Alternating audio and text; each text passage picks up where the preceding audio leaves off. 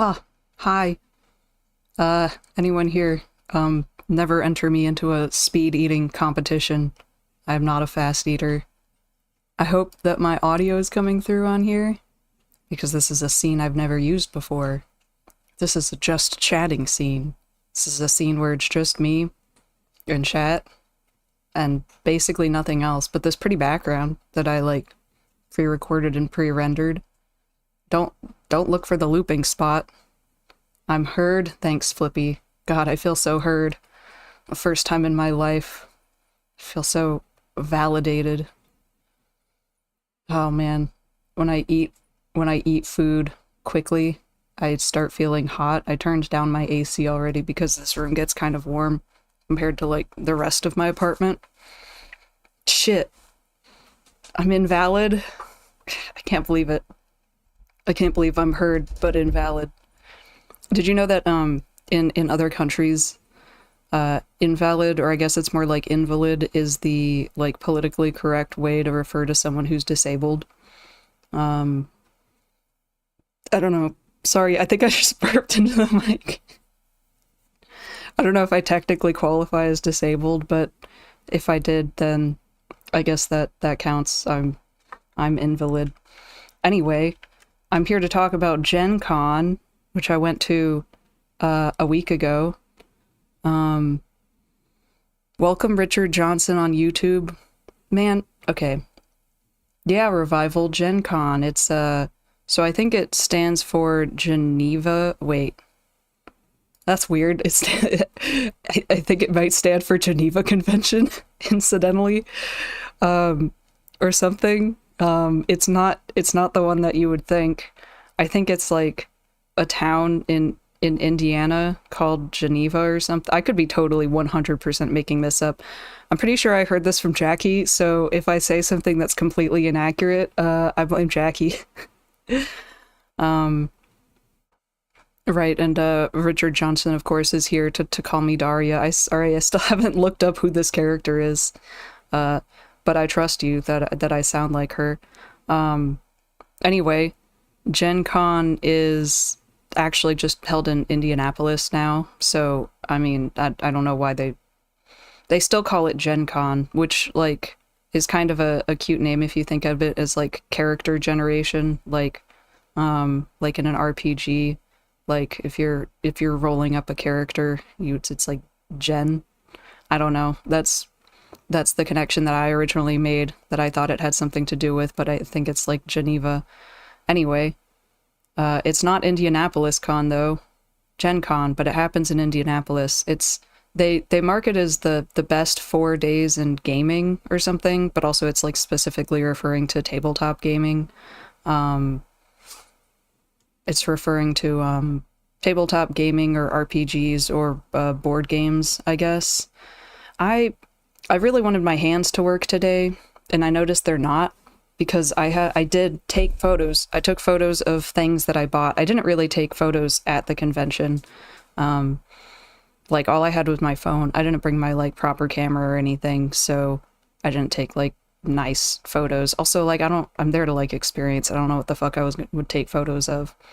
But I have like photos of the stuff that I bought, and I like wanted to be able to like point at things with my hand, but my hands aren't working. The like one time that I want my hands to like be able to show up, this time that I'm just chatting and my hands aren't on a controller, they're just not working. First, I'm so, yeah, my hands aren't working today, James Richard. Well, last time, so like when we played Grounded a couple days ago, so a couple days ago when we were playing Grounded, my hands were like kind of working, but I apparently left my hand at this like one spot at my chin because it just kept like appearing there every few seconds and then going away, so I turned it off, which might have something to do with them not working now. But also, if I left my hands at home, they would work right now because I'm at home right now. Oh, my hands didn't work today, like they didn't go to work. Okay, I get it. Ha ha ha. Ha ha ha ha ha. Yeah. So one second, I wanna before I actually get started, I'm going to just do like tech fixing things. There's a I noticed that YouTube still isn't my YouTube still isn't showing its chat in the what's it called? In the OBS, which it definitely should. So I'm going to see if I can make sure that's turned on. Neither that nor my hands are working. Every time I stream alone, I just, like, something is scuffed. It's because I'm not just playing a game, I'm doing something else. I'm doing something new. Then did I leave my hands at work if I'm at home? But I work from home. But then where was hands? I don't remember how I log into... I use Streamlabs to get this chat up onto the screen. Every single just chatting thing that I do is just gonna like start like this, where I'm just like confused about some kind of like tech problem that I'm having. Alright, I'm turning on YouTube chat, and can I make these stick around for longer? I'm gonna turn on always show messages. I don't know, maybe I'll make messages stick around for 200 seconds because I'm chatting and I want to be able to see what everyone's saying. Alright, Richard Johnson, welcome. Welcome to on-screen chat. Hopefully your messages appear. Daria needs to hire a new animator. Your mom probably knows who Daria is. Your mom knows who Daria is. I don't know, my mom's freaking old. I doubt it. I doubt she knows what Daria is. I left my hands in my home office room. I'm in a different room. Psych. There's only 2 rooms in my apartment. The bedroom, which is the office room, and the living room. I mean, you could say that I left my... I work on my laptop. I don't work on my PC. I left my hands on my laptop instead of my PC. I can't, like, talk and make my avatar do a frowny face at the same time. Ah, Richard Johnson, there you go. Welcome to the screen. Daria is old. Well, maybe my mom knows who Daria is. Maybe instead of Googling it, I'll just ask my mom, hey, who's Daria? And she'll be like, you're Daria. Because my mom is actually Richard Johnson this whole time. Richard Johnson was actually my mom telling me that I'm Daria.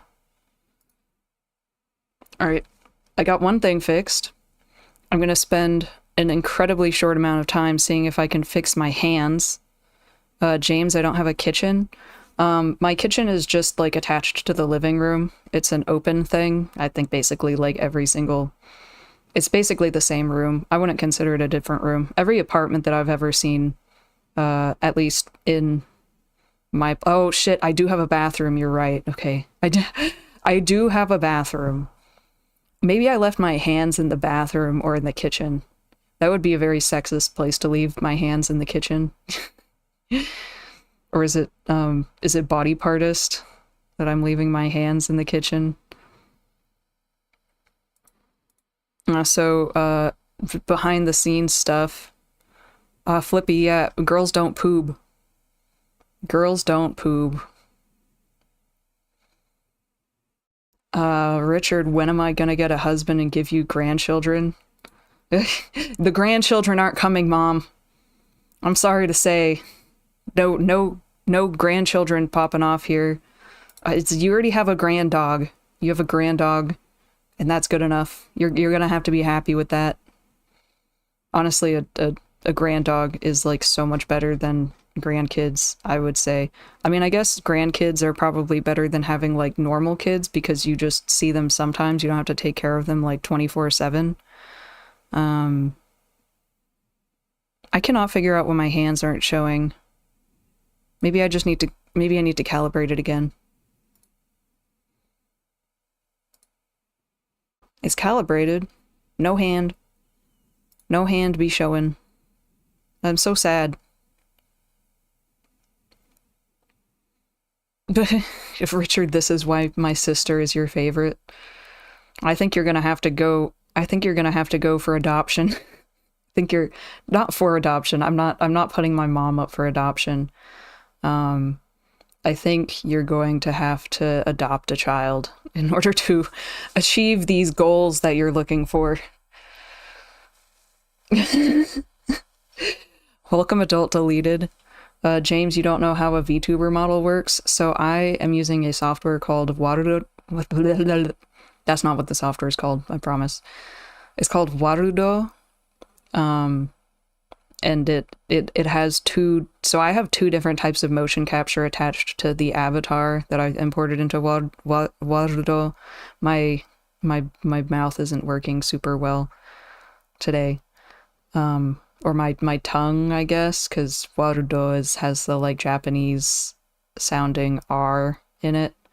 Anyway, I have two different types of tracking in here. One of them's called Media Pipe. That one uses a webcam, and that's the one that does my hands. The other one I'm using is I have a VTube Studio client on my iPad, and that's what does the face tracking. It's much better tracking than a webcam. So like, and I can do weird stuff. I can do weird stuff like that. I can puff out my cheeks. That's the thing that lets me stick out my tongue or whatever. It just has much better tracking. When I used like an old thing, I was just kind of like wibbly wobbly all the time because the tracking was kind of like low quality. I am not seeing why my hands aren't working.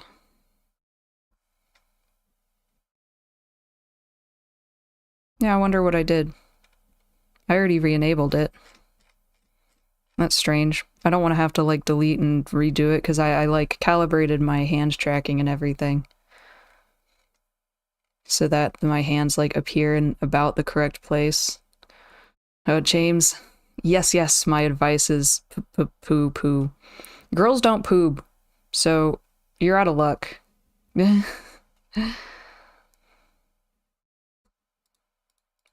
I'll just keep like fucking around with this hand tracking thing for just a second.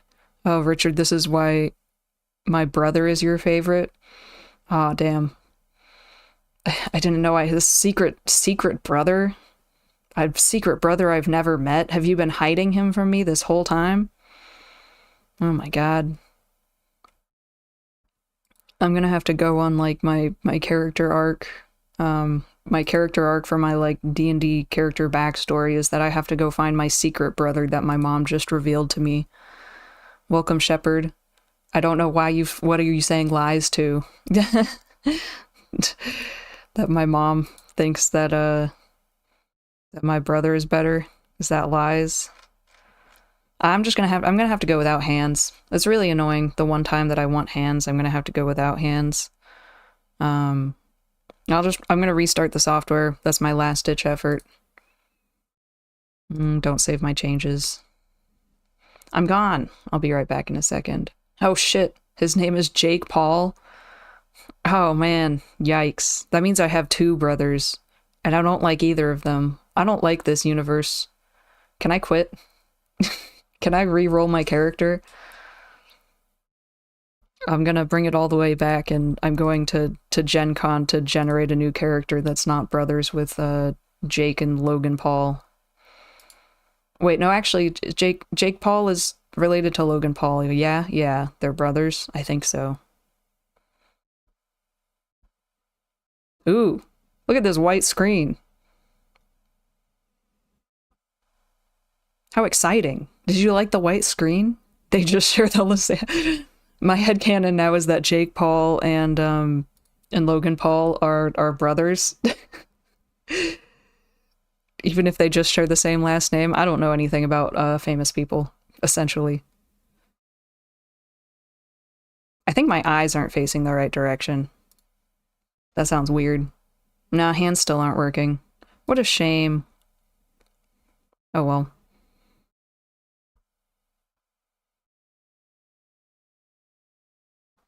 Sorry, I'm just resetting my avatar so that my eyes are facing the correct direction. Yeah, sorry, Shepard. Sorry I blew out your eyes with the... I didn't know it was gonna, like, display a bunch of white there. Plot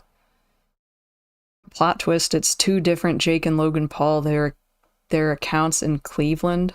Accountants. Ah, yes. I mean, accountants are all right, I think. I would prefer accountants to Logan Paul at this point. Hand tracking, yeah, hand tracking no go. All right, we're just gonna have to go without it.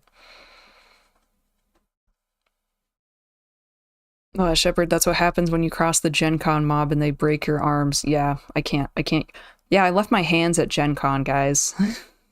I've been lacking my hands since, when did I get back?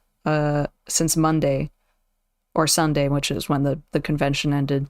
Anyway, so Gen Con is a 4-day convention where, like, people play and advertise and, like, release and playtest, or playtest? I don't know. Like, demo, RPGs and other, like, tabletop games. I went there because I play a lot of D&D, and I was expecting to play more D&D than I really did at Gen Con. So, like, you sign up a long time in advance. Like, I got my tickets, like, months in advance. You sign up before you know what events are going to be there. And so, like, I went last year. Sorry, one second. I went last year and played a bunch of D&D, and it was great. Except for last year, there was one session that was a really, really fucking insane and terrible, and maybe I'll talk about that too. But this year, not so much D&D that I'm interested in, because, like, so the Shepard, you have to head out. All right, thanks for wishing me a good stream. Have fun going out on the town, popping bottles and everything. Yeah, that's the excuse that Zeltis always gives me when he's not doing something. He says he's out popping bottles. And adult deleted, who did I play with? Who did I play D&D with? Lots of people, strangers, and the folks who came along to Gen Con with me. So I went with a big group. This is what we did last year too. A bunch of us in our... yeah, last year was the 50th anniversary, Shepard is mentioning, so... there was a bunch of fun, cool stuff in that. And I guess I'll get to that in terms of, like, comparisons. But, yeah. So, the group that I'm part of, like, I think all of the people who I play games with on this channel are from my, D&D group, and we play, like, an organized play system called Adventurers League, which is, like... It's like a system where you can have your character and keep your character's progress in items across, like, multiple different games that are run by different people. It kind of just, like, keeps everything standardized so that you can, like, just pick up a game and play it, and you, like, know what you're gonna get, and you use the rules pretty much as written, and anything that's, like, I say, this is where I wish I could have my hands. I want to put up air quotes, anything that's ambiguous, unair quotes. You can kind of just, like, know what the ruling is on that.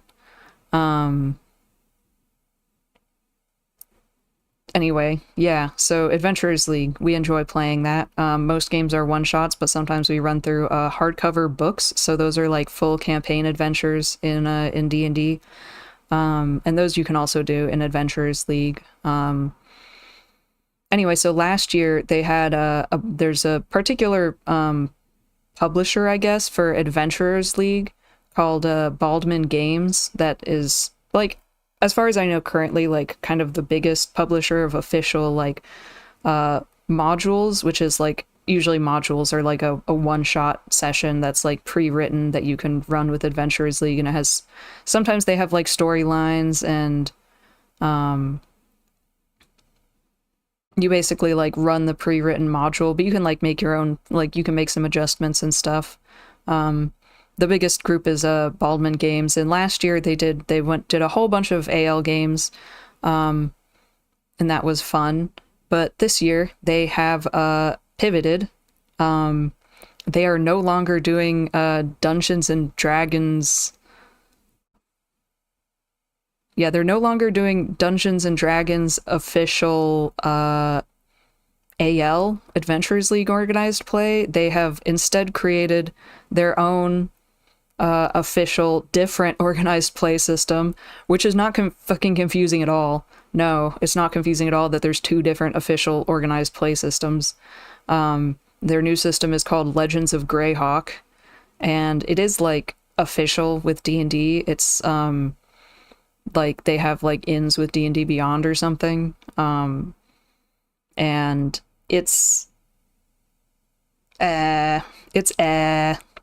like they only plan to run it at conventions. It's like convention only play, which is like, I don't go to conventions a bunch. This is the only convention that I go to. I go to it once a year, and I want to like do some cool D&D stuff. And aside from that, I want to be able to like do my organized play system in my hometown, and I want to be able to run games, and I want to play games with my friends, and I don't want to just do them at conventions. Dude, Adult Deleted, I'm seeing your messages, but I'm talking. Okay, I'll look at these chats. So Shepard's already going out, I think. I mean, if he's still here, he can probably see that you're asking if he likes. So Adult Deleted wants to know if Shepard likes chocolate chip cookies. You abbreviated that as CCC. That's so what a niche abbreviation. And James Richard, didn't they make one of those into an actual board game? Probably. I think I saw ads for a D&D board game called Horrified, but I didn't play it. I don't really know anything about what it's about. And yeah, Shepard, you'd fight him after this year's nonsense, the bald man. Yeah. Shepard, I want to see a recording of you going 1v1 with the bald man. I don't even know who the bald man is. I've never seen him. I've never like seen him chat, not like I'm like active in the Baldman game server or anything, but yeah, they super dropped a log in the toilet with that one. Yeah, because Legends of Greyhawk is abbreviated as log. It was just generally like so I played 2 sessions of this Legends of Greyhawk system. And like the first one was a standard game, so it's like it's a one shot. You play it, it's technically part of a storyline. I think the one that I played was the second in the storyline, but you don't have to have played the first, or you don't have to play the third. Oh, James, yeah, okay, it's about making indie games into board games. Oh, yeah, so like totally unrelated tangent to the D&D that I'm talking about.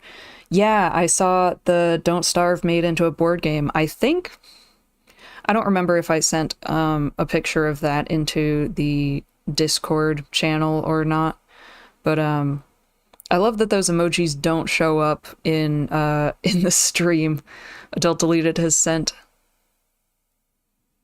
I don't know what that first thing is, but then a toilet and water.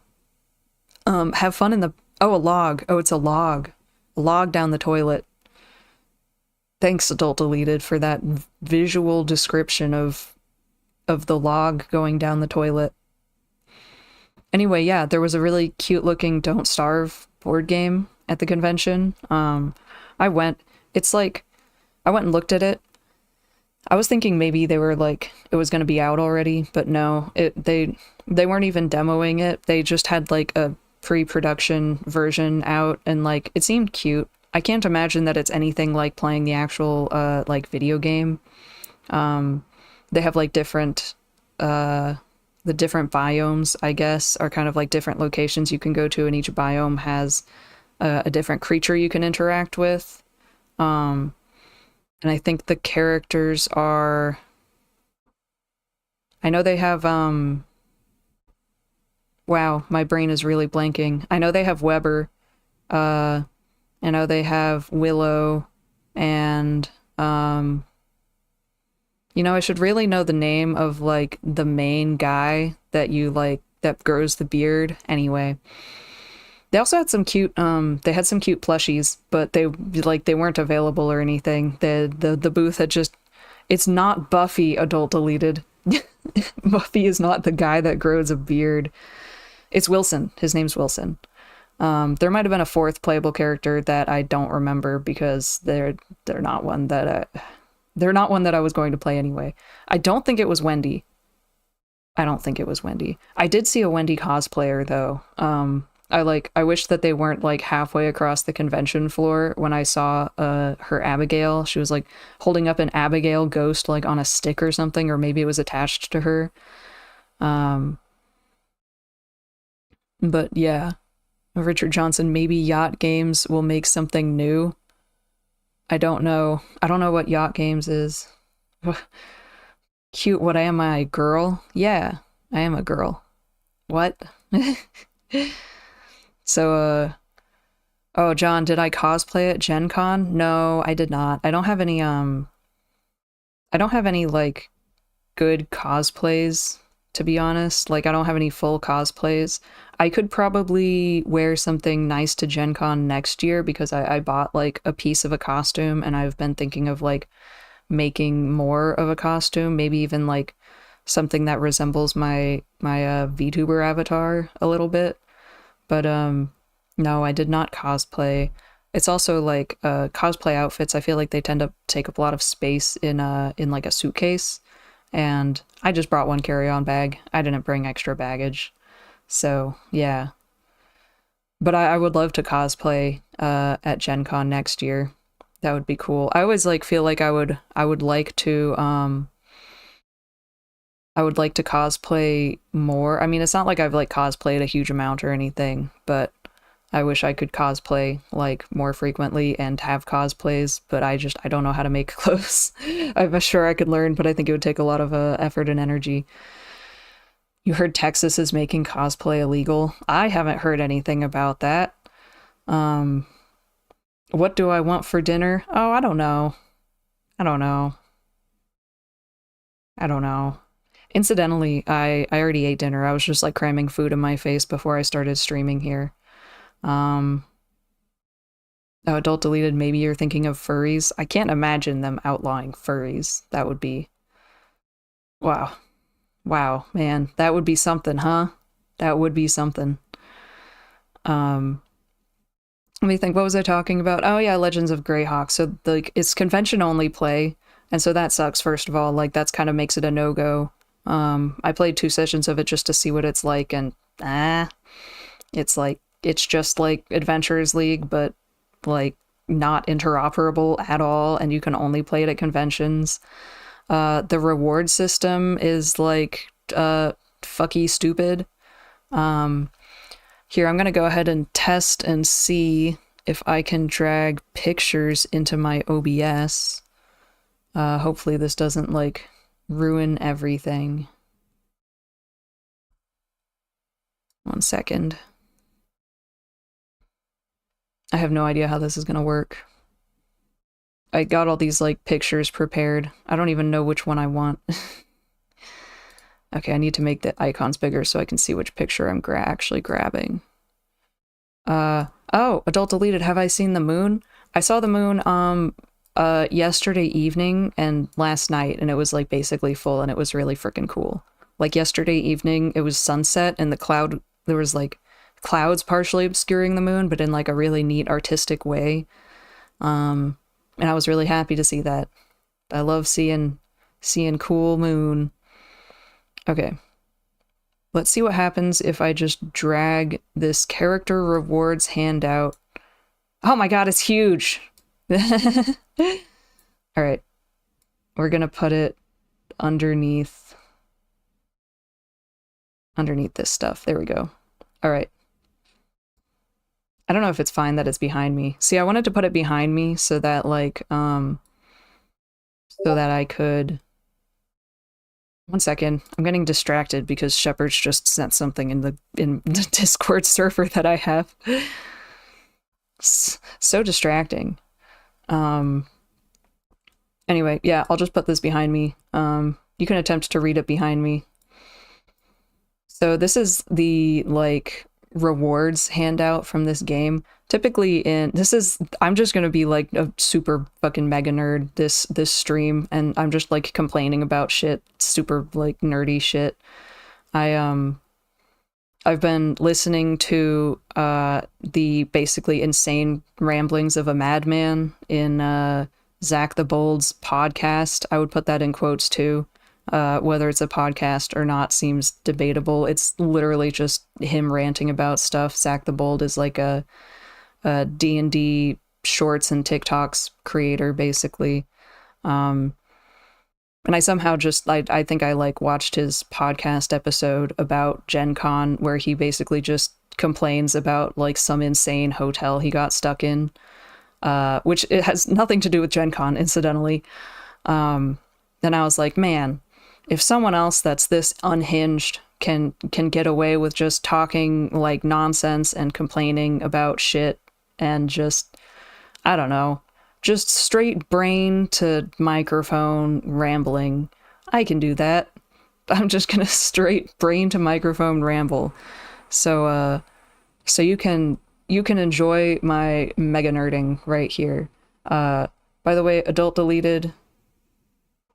John B says that he's pretty sure that Shepard likes C cubed, which is probably triple C.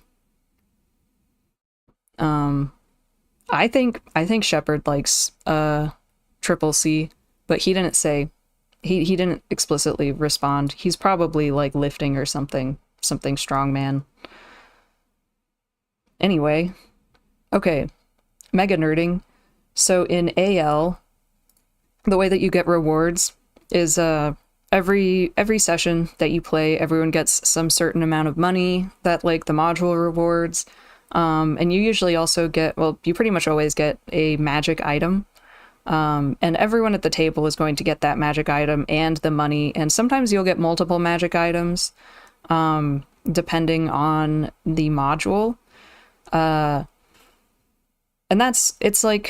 it's a good system, the way that they have it now. They used to have it in worse ways. They used to have a thing called treasure points, which apparently people hated. I don't actually know how it works. I wasn't playing AL at that time. But Legends of Greyhawk was like, let's just not learn from our mistakes. Let's just make a really stupid reward system. So another thing about the AL system is like you get a magic item like every session, basically. And you can keep all of those magic items. You can have like 500 magic items. You just can't take them all to an adventure with you. Not to get political, but you just sneezed. Oh my god. You're not allowed to bring these political comments into my stream. That's against the rules. Get out of here. I'm just kidding. So yeah, so in Adventurers League, you get to keep all your magic items that you've been rewarded. You pretty much just can only like, I kind of imagine that you like leave them at home or something if you're not bringing them to adventure. You're just allowed to bring a limited number to an adventure. For instance, if you're like level 1 through level 4, you're only allowed to bring one magic item because otherwise you're going to be like overpowered for your scale, for your like level scale. But Legends of Greyhawk was like, you know what? We learned all these lessons about stuff. Fuck all those lessons. We're going to make it so that you have... Oh shit, sorry, I'm moving. I didn't mean to move. I meant to grab this image. Adult deleted leaves most of her magic items under her bed. That's a good place. Keep them secret. Keep them safe. Yeah, so Legends of Greyhawk, you just have a set limit of number of magic items that you can possess. Total. In total. You don't get to leave any at home. You're always taking your magic items with you. If you have reached your limit, in order to gain a new item, you have to remove an existing item without compensation to acquire a new one. So, James, please speak in English. I cannot speak Russian. I can't believe I haven't added a rule about this yet. But at some point, I'm going to have to add a thing that just automatically removes messages that are not in English because of this.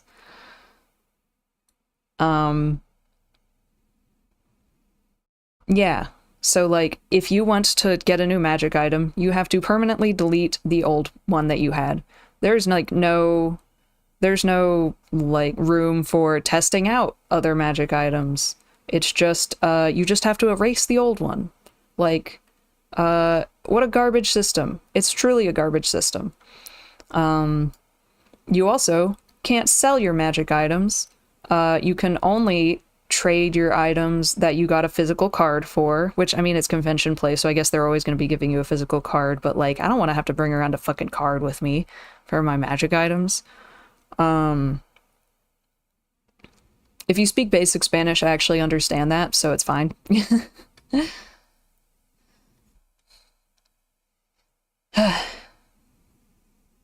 Okay, yeah. And you can only trade with your dungeon master present and in the same adventure. Like in AL, you can trade your magic items just like willy-nilly, basically. You have to spend a resource called downtime days to trade them, but like honestly those systems are working fine, and Greyhawk is just kind of stupid for trying to change this stuff. The main stupid thing that they do is you don't get a magic item and gold. No. You get a magic item or gold. But it's weird because in the adventure, you play a D&D adventure and you pick up gold and stuff along the way. You pick up treasure. And then at the end of the adventure, you have your gold that you've picked up, and you have your treasure, and you sell your treasure, and then you split your gold up among your party, and then you go your separate ways and you get your magic items. In this world, no, you don't. You find the magic item, you find the gold in the adventure, and then at the end of the adventure, completely breaking my immersion, you throw away your gold and keep the magic item, or you throw away the magic item and you keep the gold. Because that makes sense. Yeah, that makes perfect sense. I love only keeping the magical item that I found or the gold that I found and not being able to keep both. So for instance, in this adventure, we got a robe of useful items, which is a useful item. It's a useful item of useful items. So, well, Revival, this is really cool. Do you really think me nerding out over magic item rewards is cool? I'm just complaining about shit. Anyway, so in this adventure, I decided to keep the magic item because it's a robe of useful items. It's nice. The other thing that you could do is take gold. It's a decent chunk of gold, but like, I want a magic item. Like, what the heck? Like, why can't I have both?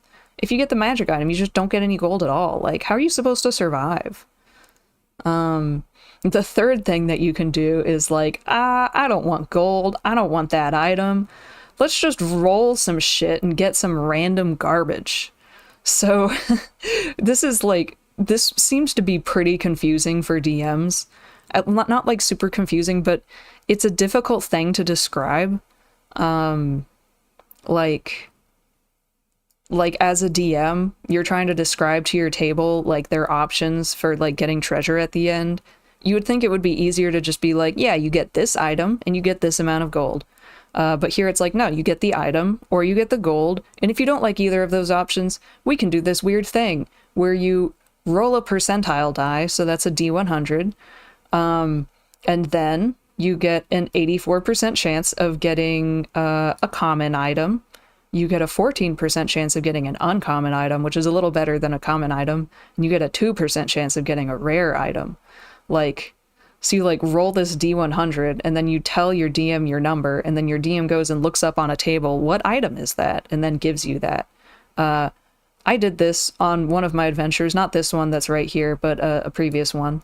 And I got a potion of climbing, which is basically useless garbage. I am a paladin. I have good strength. I can just climb. I don't need a potion of climbing. Like, I don't need this shit. I can probably like feed it to someone else, but I mean, in the end, it never doesn't matter because I'm probably never going to play Legends of Greyhawk again unless they like severely change the system. Yeah, anyway, that's my complaint about Legends of Greyhawk. Also, let me get rid of my character handout. How do I delete this? Command print hello world. This is where you find out that that I'm actually an operating system, and you say command print hello world, and I just go like, hello world. Yeah, I mean the syntax you used isn't any language that I'm familiar with. Isn't any programming language I'm familiar with. John, too restrictive. We need to come up with our own league deck. Yeah.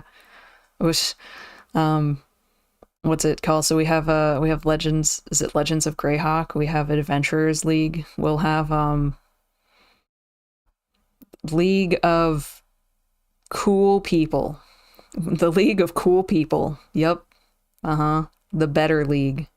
Yeah, these are the best names. Another thing, so while I'm on the topic of Baldman games, so the first game that I did was a normal module, basically just the same as Adventurers League, except with the different reward system. The other thing I have to complain about Legends of Greyhawk is that it's like severely restricted in terms of the content you can use. John, Forgotten Realms of Greyhawk, Frog. You can play in whatever setting that you want with whatever rules you want. Anyway, so this Legends of Greyhawk, they were very restrictive about like what content you could use.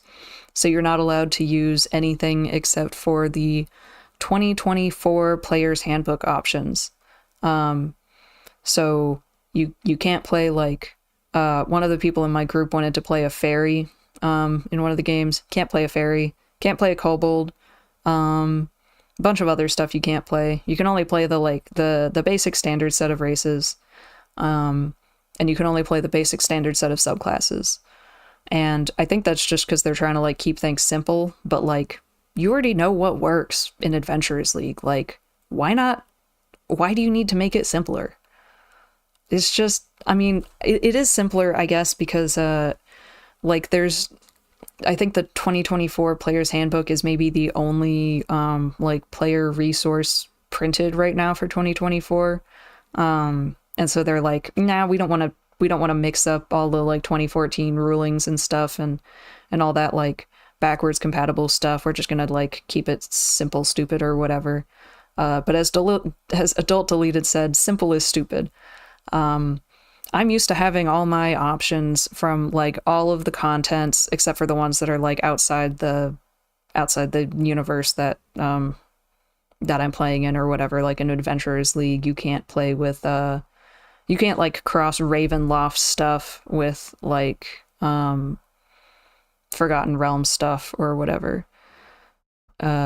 James, can I play as an alcoholic uncle who ruins Thanksgiving by bringing up politics at Thanksgiving dinner? Yeah, you totally could.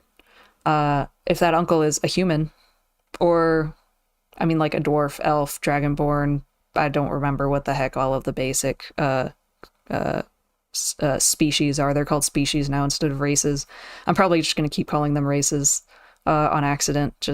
I'm just very used to that. On accident, or just rather not really caring that much about whether it's species or race. Like it's a fantasy setting. We all know what we're talking about. No, I think Revival is gonna play a game with you. After drinking, you feel your keys in your pocket. Adult Deleted because they don't want us to be speciesist, or rather, they do want us to be speciesist. They don't want us to be racist. I don't know. So one second, I have to drink some water. That's like my avatar is like drinking from an invisible water bottle. Or an invisible straw or whatever. Alright, so less options in Legends of Greyhawk. And aside from that, I'm just saying there are 12% of the population and 78% of the crime. I know Alex Jones told me after he said the frogs are gay because of the water. Uh-huh. Yeah. This is the drunk uncle at Thanksgiving. Really getting in character here. You definitely can't have Kenku in Legends of Greyhawk. No fun allowed. No fun is allowed in Legends of Greyhawk. The other thing I have to complain about Baldman games is, like, so the first session that I did was totally fine, normal, whatever. Second session that I did is a thing called an epic. This is basically like a thing where we have a bunch of different D&D tables playing the same session. So like I don't remember. There were like 20 to 30, I think, tables playing the same, like, I keep saying like, playing the same module. We're playing the same story, and all of us are basically like interacting with the world in real time, and we all kind of like affect the outcome of what's happening. So this is like a multi-table event, basically, called an epic. And Baldwin Games just like, I was hoping that they would have like improved since last year, but they just like keep having technical problems, like especially audio problems in their epics. Morin says more tiefling slander. Well, oh, you can play a tiefling, I think. I think tiefling is PHB, so it might be slandering tieflings to say that it's all the like basic races. That means tieflings are basic. Oh, and also Revival, you get to yell clanker without actually being racist. Yeah, you're just being speciesist. It's fine. You yell about the Warforged being a clanker. Oh God, I see, James. You have more Thanksgiving political uncle stuff going on. In an unrelated note, yeah. Yeah, Revival. It's called role playing. I mean, like, if my character calls elves knife ears, I think that's okay. Not, it's not like in character okay or whatever, but it's like, we're playing out an imaginary scenario. This is like a fantasy setting. We're not actually like degrading real people with this. It's more of like a representation of something that happens elsewhere. I don't make speciesist characters. Not really. But yeah, so this epic, the speakers that so in a multi-table game, you have to have someone that can be heard across all of the tables to give announcements of like, so what we were trying to do is there was like an election happening, and we were supposed to sway the election in one way or another. And so when like some significant event happens during the election, for instance, my table and apparently like one other table, I think, got a different, what's the word, candidate? A new candidate to go up for the election. And so the organizers have to somehow get across to all the other tables, hey, a new candidate has been added. If you want to hear about them, send someone from your table to go find the tables that added that candidate and talk to them about it. Adult deleted, you like to call your boyfriends knife ear when you're role-playing? And, yep, plural. Plural boyfriends. I'm talking too fast. I need to breathe. But yeah, so whenever they're trying to make these kinds of announcements across multiple tables, they have speakers set up. The speakers are just frickin' garbage. And like the mic, either the speaker or the mic are garbage, because like there's a guy talking into his mic. It's coming out the speaker, but it's like super muffled and like really hard to understand it. And we can't really give feedback about it. Like our DM didn't even like understand what he was trying to say. So we were just like, eventually they resorted to, instead of using the speakers, they just like had the organizer guy stand in the middle of the room and just fucking yell at the top of his lungs. And it worked much better than the speakers, which says a lot. Like, how? Do you think they would have like tested this to see if the speakers were audible? We had this problem even worse last year. So last year, the 50th anniversary, Baldwin Games was doing a really, really big epic, the 50th anniversary epic, and this shit was expensive. So you would think they got to put all the production, like they're going to pull out all the stops for this like 50th anniversary special. This thing, a ticket for it cost $80. This is the one last year, the 50th anniversary. And it came with some like freebie goodie bags. It came with like, I think maybe one or two like dice, mystery dice loot box type of things. It like we got a couple free pins. We were all entered into a raffle for like a really big cool mini of the time dragon that we were fighting during the epic. But God, that epic was a nightmare. So like epics generally, for some reason, they write them to be 3 hours, which is oh, Warren, it was the DMs who were in the raffle for the time dragon. I forgot that. Man, that's just sad. That's kind of sad.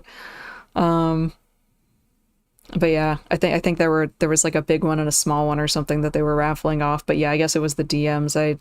I vaguely forgot that our $80 didn't even get us a raffle ticket. It was not worth the price. I kind of like wish that we just decided to not do any Baldman Games epics this year, but like I did want to try the Greyhawk thing, and like now I can definitively say I don't like the Greyhawk thing. Like we've enjoyed some Baldman things in the past. Like Baldman does like a series in the did maybe I don't know if they're doing it anymore. They have done like series in a place called the Moonshae Isles in the D&D Forgotten Realms like standard setting, and we did like a big series of those, and a bunch of those were fun. I liked the like overall plot line. I guess it was really relevant for my character. He was a super just extreme edgelord guy, like delusional edgelord.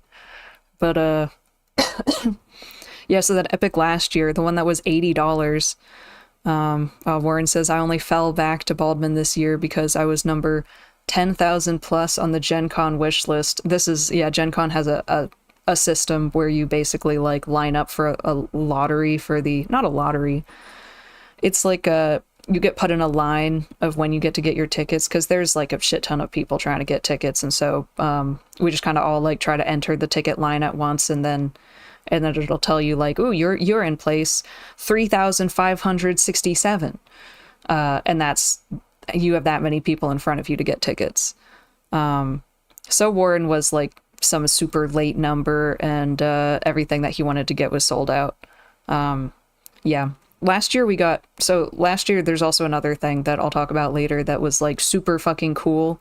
That we did last year. That was a free event that we got into because one person in our group got really freaking lucky, and they were like, they were like number 12 on the list for getting tickets or something. So they went in and just like bought tickets for the entire rest of our group for all of the things that we were interested in, like this epic and this like other free event that we went to. But not this year. But oh well. There I don't know if there was any like really big cool events like that we missed out on because of that, but I don't know. I didn't do as much organization. So last year, this epic that we did, the $80 one, their speakers just didn't even work. Basically, like I think the speakers were technically on, but they were incredibly quiet. And the way that the room was organized was like we were in like, all of the epic tables were in half of this really giant, like big open space. And the other half of this big, giant, big open space was filled with tables playing other games. And so when we would try to get announcements from our organizer at the epic, he would yell out. All of the epic tables would shut up so that they could hear the announcer. The other tables that aren't playing the epic, they don't care. They're not going to stop their games. In fact, they better not stop their games for like the epic. So they're still talking. Room's still fucking loud. Can't hear shit from the organizer. Speakers aren't working. So he just starts yelling at the top of his lungs. I think it was the same guy as this year too. Probably. Oh, must breathe. But what was I saying? Yeah, so he was yelling, still couldn't really hear him because like the rest of the room was still talking. And then there was some other fucked up shit. What was happening there? The DMs the DMs had barely had access to the actual text of the module, I believe. Yeah, Pro says 30 tables, no audio planning, and yeah, it was the same announcer guy. Yeah. So I think another thing last year that happened, this is the $80 50th anniversary epic event that we went to. That was supposed to be really fucking cool. I think the DMs didn't have the entirety of the module that they were supposed to have. There was a certain point where we like had to stop playing and just sit there for like, I don't remember how long it was. It was at least 5 minutes waiting for something to get like printed out and delivered to our DM because he just didn't have it. Like, what the fuck? Yeah, here we go. So Warren says that the announcer was yelling from one side of a rectangular room, and we're on the far side, can't hear him. Then he moved to the middle of the room and acted like it was our fault that he had to repeat himself. Like, what? What? We can't hear him. Our DM can't hear him. Our DM is like, it's not that important that we hear him. It's definitely important that the DM hears him. Some of the things that he was announcing were like descriptions of things. And at a certain point, our DM was like, we're never going to hear what he's saying. After he's done speaking, I'm just going to reread it out for you guys. So like, and yeah, Warren, the adventure literally wasn't done before the start of it. Like they were like rushing to like print something out to get to the DMs. And then they like, I don't remember what it was, but they like gave it to the DMs and the DMs, you know, hadn't seen it before. And so like they had to like look at it. God, it was fucked up. And Pro says the reward was really broken, and that was the coolest part of the $80 experience. Yeah, it's basically like we paid $80 to get this like really cool item. Yeah, they didn't have the 50th anniversary $80 adventure done before the epic. The reward, so I recall that the reward, the text that they had on the reward was like just completely non-functional. Well, not it was like it was not clear at all. And Pro basically like had to submit like adjusted text for this because otherwise like the item is just like too vague to use. Which is crazy because it's like an official item from like an official publisher. And Pro had to like chase BMG about fixing the typo in their reward afterward. Adult deleted. They had 50 years to prepare. They did. They have so much content. So yeah. So Baldman Games has so much content to draw from. You would think that they can write a really good module, right? A really good module for the 50th anniversary. So I think a fair portion of it was pretty fun. I don't know why they have to cram this stuff into 3 hours. So like a standard D&D game session in an Adventurers League, and also like I think just casually people play for 4 hours a lot of the time. For some reason they're making epics for 3 hours, which is like, and the thing they've written, it's written as if it's going to take like 6 hours to complete it. That's the way that it's written.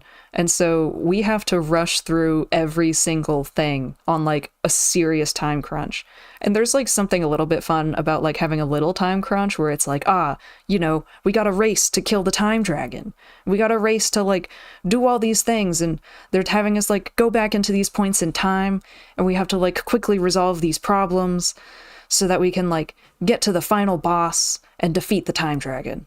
And so like, we did that. They gave us some options of like, oh, you can go to like several different locations in the past, these like important locations in the past, and you need to like do some specific thing.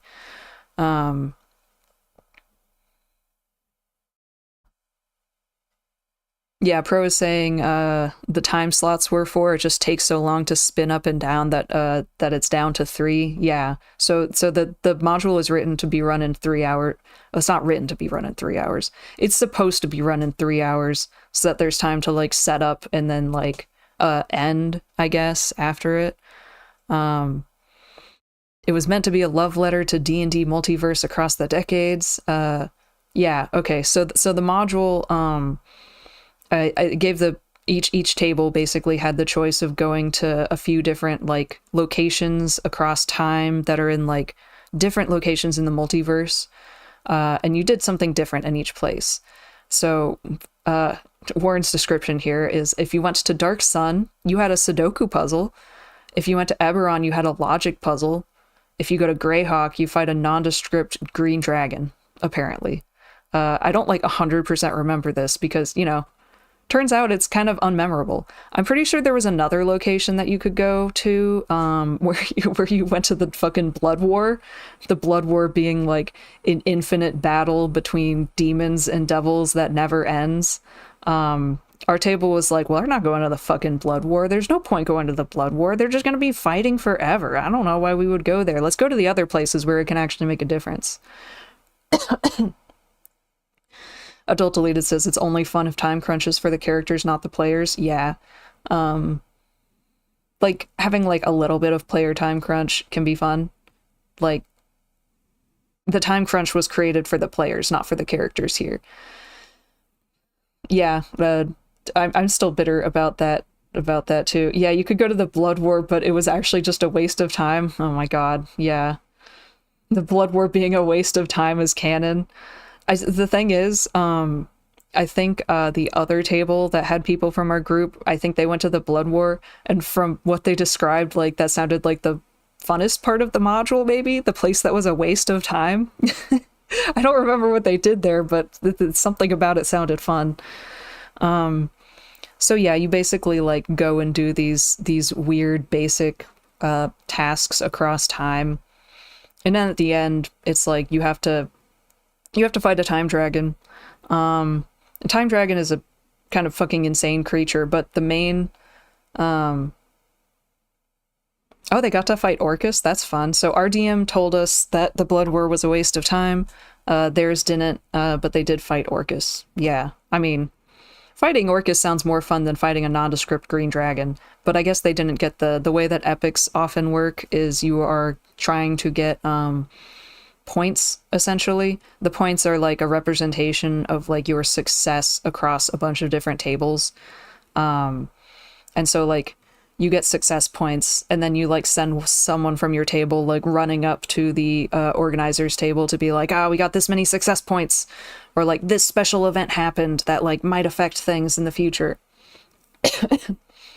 Pro says, when we stole Orcus's wand, the DM was so careful trying to tell us we couldn't keep it. Super apologetic. We're playing keep away by putting this wand in a hole, and that's funny. Yeah. DM's so you guys can't keep the wand of Orcus. I mean, there's no reason that you can't, but I imagine that everyone understands. Yeah, of course we can't keep the fucking wand of Orcus. That would not work. That doesn't work in game. But yeah, so we get to the time dragon fight. The time dragon fight is the most punishing D&D I have ever played in my entire life. So we are playing this epic at the highest possible tier of D&D play. So all of us are level 20 basically. And playing combat at level 20 is already kind of insane. But we also know we're in a time crunch, so we are playing the fastest level 20 D&D combat we possibly can. Everyone is rolling all of their dice in advance. Everyone is calculating up all of their damage in advance. Everyone is we're writing down what we're going to do on our turn in advance. And then when it gets to us, we're I do this. It's a 25 to hit. And if I hit, I do 73 damage. Next guy. We're doing that kind of gameplay. And then every 20 real life minutes that go by, the announcer yells out that the time dragon has reset time for himself, and he is now at full health again, full resources, and we just keep doing this forever. We're never gonna get this guy down. Our table didn't even have any significant DPS. We had some DPS, but it wasn't significant. And so this happened every 20 minutes. I don't know how we were supposed to attempt to kill this thing. The thing is, I don't remember if it was Warren or Pro or who told me this, but someone in our group said that if they told us you just need to hold him off until until he's dealt with. You don't need to actually kill him, just survive. That would have been fun. But I think we were told that we have to actually defeat him. And I was like, we're not defeating him. He's undefeatable. Oh, here, James. James, you have a cousin who's one of the most successful poker players in the world. You visited him at the World Poker Tournament in Las Vegas. At no point did any of this nerd shit come into play at that tournament. Of course not. what does poker have to do with it? It's a game that you play on a tabletop, I guess. But yeah, so this fight, super punishing. So that's happening every 20 minutes, and that's not the worst part either. The worst part is that there are wandering NPCs, and usually in Epics, wandering NPCs are kind of fun. They like pop by and they're like, ooh, here's like, I'm gonna hit someone, or like, ooh, I'm gonna give someone a buff, ooh. The wandering NPCs in this game were not fun. I think one showed up and just like points at someone at our table and is like, you lose all magical effects on you. And then like there was another one that shows up and it's like it shows up and it's just like, you are stunned. Another one shows up and it's like, you die. You just take a shit ton of damage and you die. There were stuff like that. They were just super punishing. And these guys, like, maybe that would be fine if they came by like once in a while. It felt like these guys were coming by every like fucking 5 minutes. Like, we didn't even get through like a single character's turn of combat before like another NPC shows up to like fuck some shit up. And like the fact that like things keep resetting constantly, or like completely game-changing events keep happening like every like character's turn, means that the stuff that I'm pre-rolling and like the turn that I've set, the turn that I've set that I'm gonna do next is all invalidated now. I can't do any setup. Like, I'm playing a fucking wizard. I'm technically a Bladesinger wizard, but like usually more effective if I'm not like stabbing stuff. So I'm trying to like set things up. I'm trying to like apply statuses. I'm trying to as if I were doing the whole Bladesinger thing, I need to apply like buffs on myself so that my like attacks are more effective and I can do DPS. And I can't do that because my effects keep getting wiped and we keep getting stunned before we can do anything. And then the boss resets every 20 minutes. Like, I'm gonna take a look at these chats. Pro says, if you brought a table of 6 fighters, you could technically win, but winning wasn't the win condition, and no communication about it. Smiley face. I have no idea. I still don't entirely understand what the actual win condition is, because we like did all that stuff and then it was like, hooray, we did the thing. And it's like, none of us fucking killed this thing. I don't know what the fuck we were supposed to be doing. Apparently we were just supposed to be surviving, but like, we weren't told that or anything. Warren says, it was our friend from Des Moines that said the thing about the just hold the line idea. Okay, yeah. Yeah, our friend from Des Moines. Everyone lost their magic effects. It was me that got moved forward in time and lost a turn. Yeah, that's the stun thing I'm thinking of. It just skips your turn. Like, haha, have fun. You can't play the game, lol. Warren, and you were poofed when the magic wipe happened and still lost your buffs. That's fucking stupid. Like, it's like he was basically like banished for a turn and still lost his buffs. You would think that maybe like you could strategically be like, the person who got bumped forward in time gets to keep their buffs, but fucking no.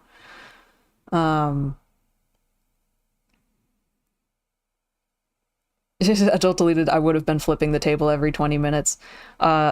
I feel like you would have just left. I feel like you would have just walked out. Or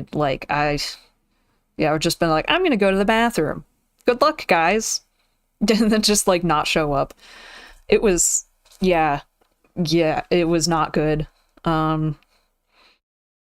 Anyway, I think our group came to the conclusion of we're not doing another like high level epic again from Baldwin Games. Oh my god, Warren, really? You got to take one turn in the $80 anniversary adventure. That's just stupid. It's just so stupid. Like, it felt like such a waste. So anyway, That's the complaints about Baldwin games. I might not be playing any Baldwin games at conventions anymore. Well, apparently not, considering they're just going to make Greyhawk. John, it sounds like you missed out on a completely miserable time. Yeah, well, that was last year for the anniversary adventure. Overall, Gen Con is really fun. Even last year, overall, Gen Con's really fun. It was kind of like that specific event last year that was just like, man, that was stupid. That's not what I paid for. Pro BMG doesn't know or care how to write tier 3 or 4 as evidenced by their Greyhawk materials ending at tier 2. Yeah. I mean, like, they're just doing it at conventions. And so the way they're doing the Greyhawk level ups is that you have to play a number of sessions equal to your level before you can level up. So it's like a linear amount of increase, which means it's basically an exponential like time to level up over time. So, and if you could only play at conventions, you'd have to go to like so many conventions and like play so many Greyhawk games to get to tier 3. So like it doesn't even make sense that they would write stuff for tier 3 in the first place. But also like it's almost like they've made it so that you can't get into tier 3. But yeah, I don't expect them to go past tier 2 on the Greyhawk materials. Adult deleted, I should clip this into an RPG horror story. I can try. It's really just a lot of me rambling. I feel like I complained about all of the stuff that was terrible in the Epic last year, though. Speaking of last year, though, I'll compare... There's nothing really to compare, so I'll just talk about it. Last year, because we were so lucky to get like a really high spot on the ticket waitlist. Waitlist isn't the right word, whatever. The like ticket sales event at the beginning of Gen Con signups.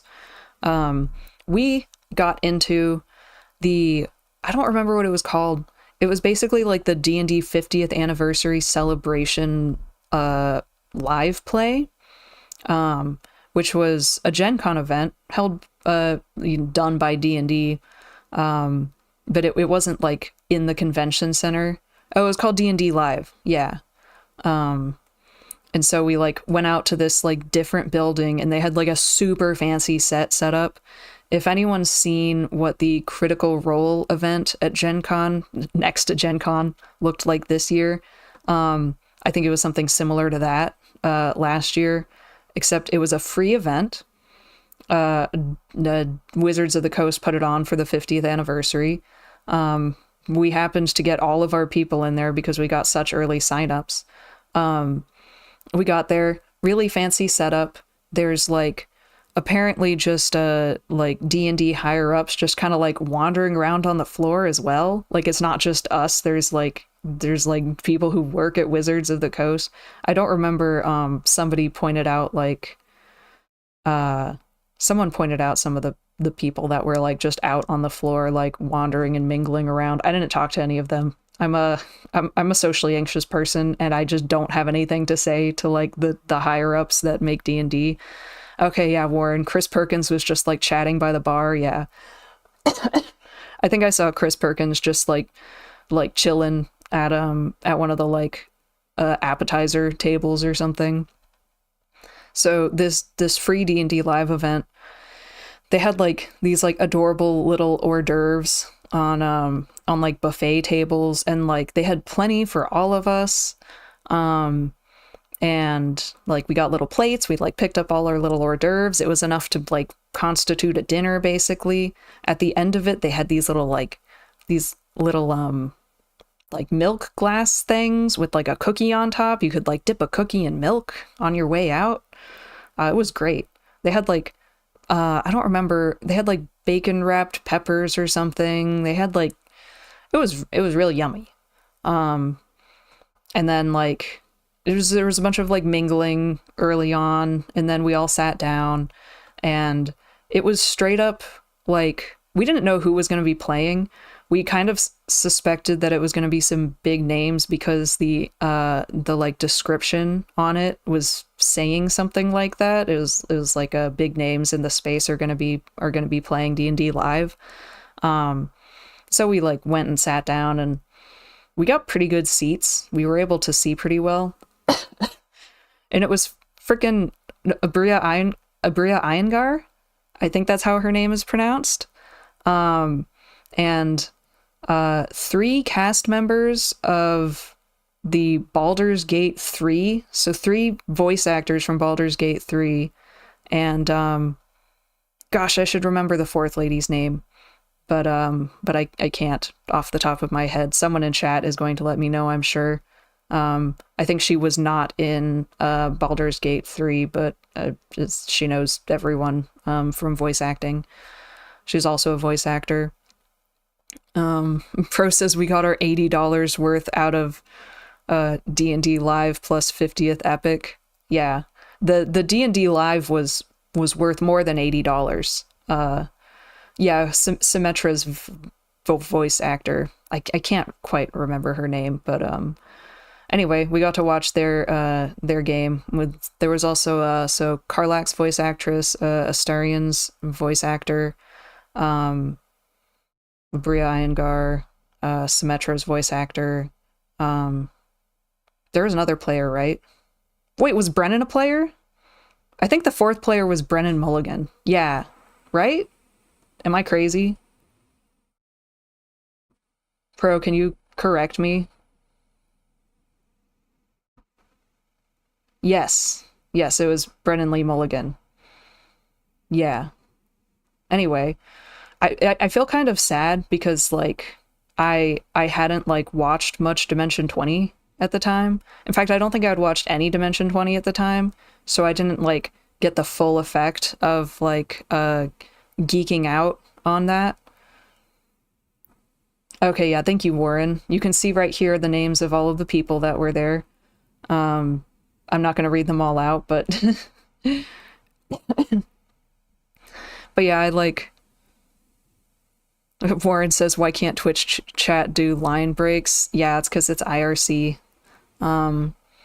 Anyway, yeah, I hadn't like watched much stuff from Brennan at the time, so I was like kind of sad that, you know, I would be much more excited about this now, where I was like, I know who this guy is, and he's like funny, but now I would probably be like mega fanning out or something. Anyway, yeah, that was worth more than $80. That was like that basically made the entire GenCon last year worth it. But also we did a bunch of other fun stuff at GenCon last year too. I think the most similar thing to that this year would be the Critical Role event, but I didn't go to the Critical Role event because it was separately ticketed, and I don't remember how much it cost, but I know that Shepard and Zeltis and one other person from our group went, and I think they spent a lot of money going, and I didn't really want to spend a lot of money going to this that's like not even like an actual Gen Con event. Oh, John, did I bring back any cool stuff? Jackinator got that gaslighting backstabbing game. Gaslighting backstabbing game. I don't know which one you're referring to, but I'm sure that sounds like the kind of thing she would bring back. I did, and in fact I have, yeah, you might be referring to Paranoia. Yeah. I did bring back a bunch of stuff, mostly like a bunch of little stuff. I didn't bring any, I didn't buy any games. I didn't actually look at very many games. It took me so long to go through the exhibit hall, like spread out over multiple days, and I didn't even, I mostly like looked for dice and minis and stuff, and like D&D accessories as opposed to like tabletop games.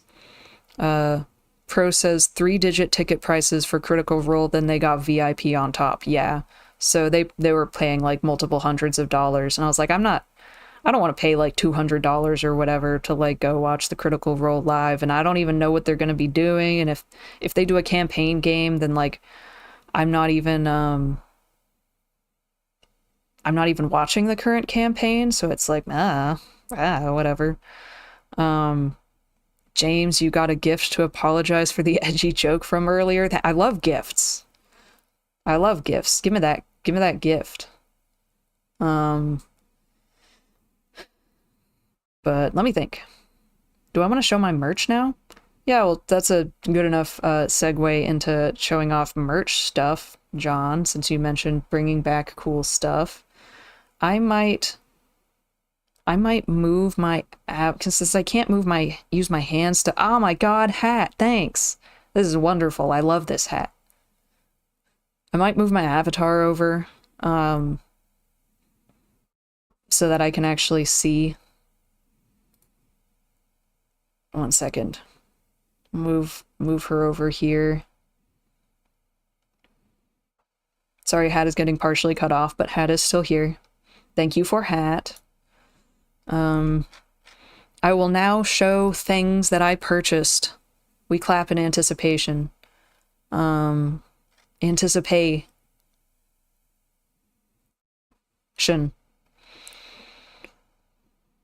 This might be like in a weird order, but it doesn't really matter about the order. Here we go. I'm gonna drag in a picture. Ooh, it's huge. All right. So for all of this stuff that I'm showing here, thank you for clapping. For all of this stuff that I'm showing here, some of it is intended to give away as gifts to other people, because I don't want a bunch of trinkets, but I do like giving funky little things to people. Especially people that like aren't going to, like, didn't go to Gen Con. Oh no, I accidentally shrunk this the wrong way. No. Okay, there we go. I think I shrunk it the wrong way. Maybe I didn't. I don't know. Oh no, I shrunk it fine. I thought the B was shrunk. Anyway, so these things, there's like more of a story behind these things. So, except for this B. This B is different. Ignore the B for this. These 4 keychains, I went to, I don't remember what the booth was called, but it was basically in it, James, how do you not win? Win what? What are you winning? Anyway, there was a booth that was like a nonprofit organization that does work for disabled people in order to be able to play video games and tabletop games. And I was like, dude, that's so cool. I've had an interest in that for a long time, like even before I had problems. Like, for instance, I can't really type very well right now because it causes me pain. So that's why I use the controller. But there's like, they had a really cool, like, I think Xbox makes it. It's like an input device where you can plug in a bunch of different type of like control devices to map to anything that would normally be like on the computer or on like an Xbox controller. So you can get like a thing that's just a finger tapper, or like for people who like the amputees, you don't have to use your hand to control the joystick. You can just like, you can move something like with some other part of your body in order to control something that's like a joystick. Let me move my model a little bit more. And you can like 3D print the tools needed to do that and like customize everything for like your specific disability. Yeah, the Xbox adaptive controller. And that was really fucking cool. I thought that was really cool. And so we talked to them for a little bit about like the stuff that they do. And I was like, they had like a bunch of things that had been provided to them by like an artist. And John B, any part of your body? Hehehe. I mean, if you want, I guess. Probably.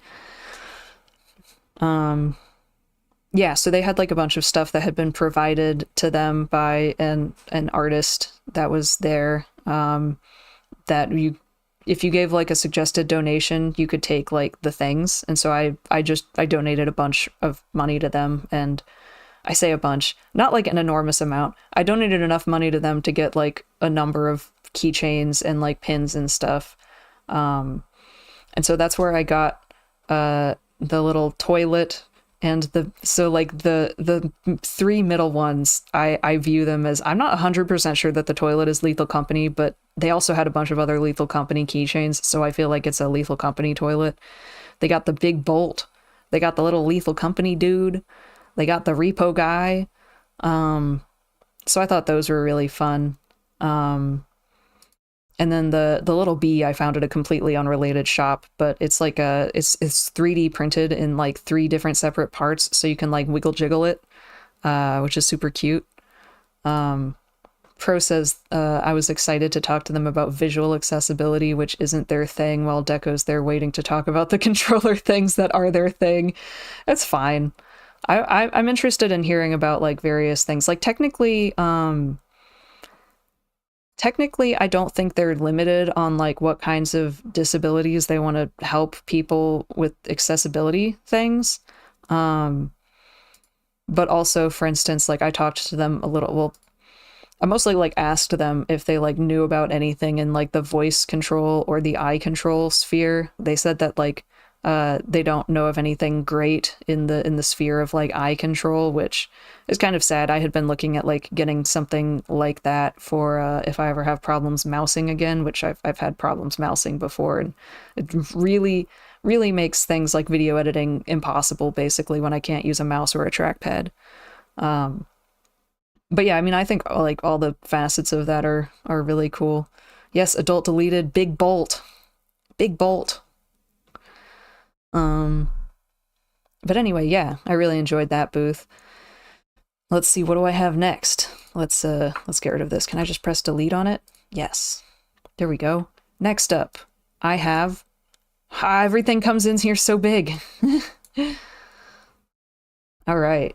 Here we go. So when you go to GenCon, you get a badge, and the badge, you wear it on a lanyard, and that's how you like tag in to the convention. Basically, that's how you get admittance. And so I got a special lanyard. Technically Pro was in line and like messaged the rest of us like, hey, does anyone want any merch? And I was like, yes, give me these things.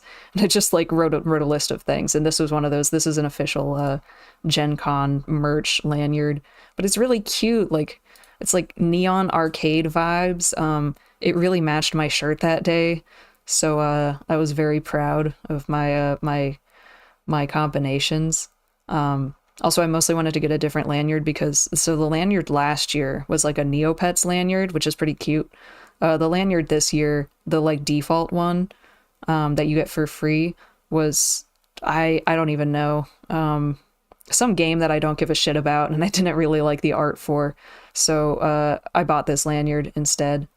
And then it's a thing to put pins on your lanyard. So let me crop out parts of this so that I can zoom in. All right, so I'm going to go bottom to top. That's the order in which I added these pins. So the bottom one is, it's the mascot from the Gen Con mascot. Her name is Genevieve. And this pin is super cute. And it has like, look at all the little danglies. It's got like a little D12 dangling off it. You can't see it very well. I think there's like 2 more dice on the sides dangling off it. And then a little Gen Con thing dangling off it. Warren says Rush of Icor, some trading card game. Yeah, I didn't care about it, so I replaced my lanyard. Anyway, I love these pins with the dangly things on it. I've actually never seen those before, or never like knew that they existed or paid any attention to them.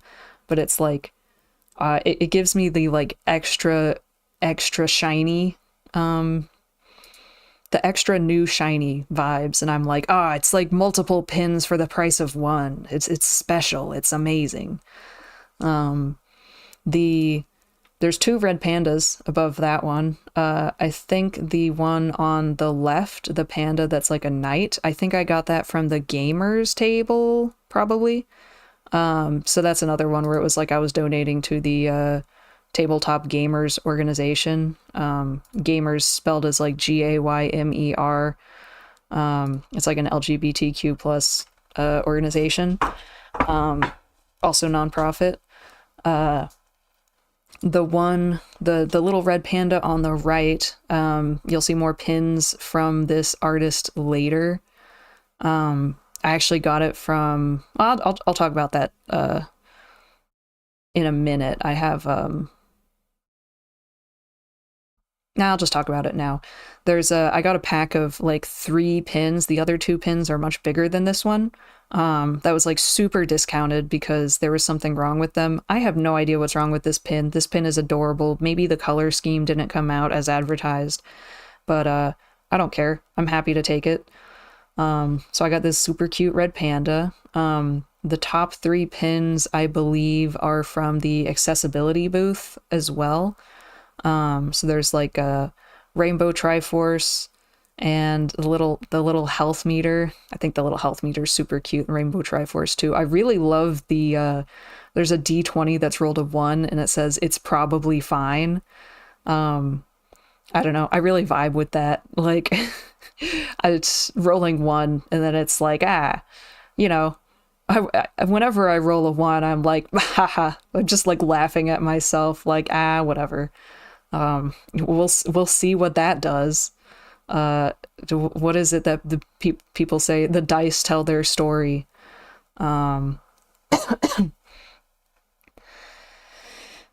Yeah, that's my lanyard. The pins make the lanyard like a little heavier, but it's fine. It's fine to carry around.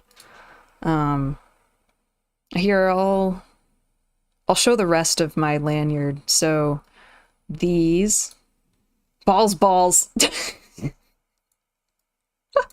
It's the only thing that shows when I pull that up. Okay, here we go. All right. Is this doing...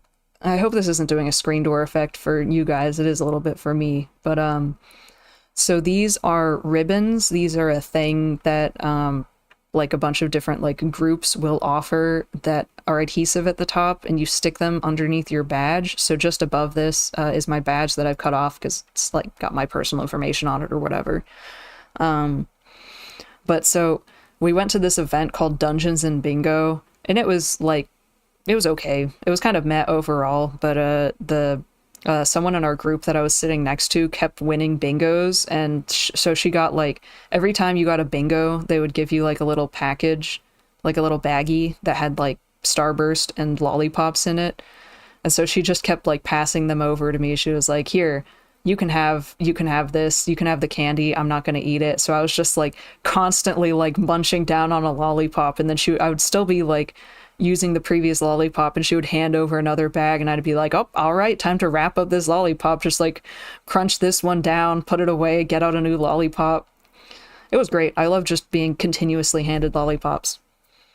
Anyway, the reason it says balls is that this Dungeons and Bingo is basically, they were they were sort of playing D&D, but mostly they had a lot of audio issues, but every time that someone up on stage said balls, the audience was supposed to yell balls at them, and then they would pull like a certain number of bingo balls, and then the numbers were the ones that you marked on your bingo sheet.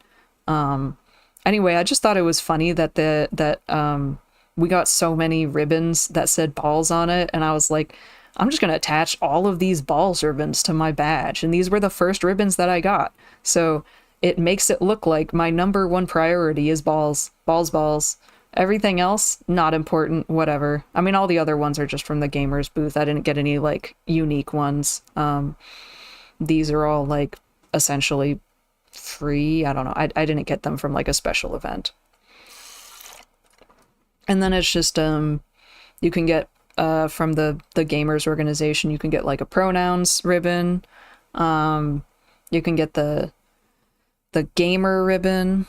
Pro says, when Bingo had audio issues, we yelled balls, and it was funny. When Baldman did it, we got sad about how much we paid. Yeah.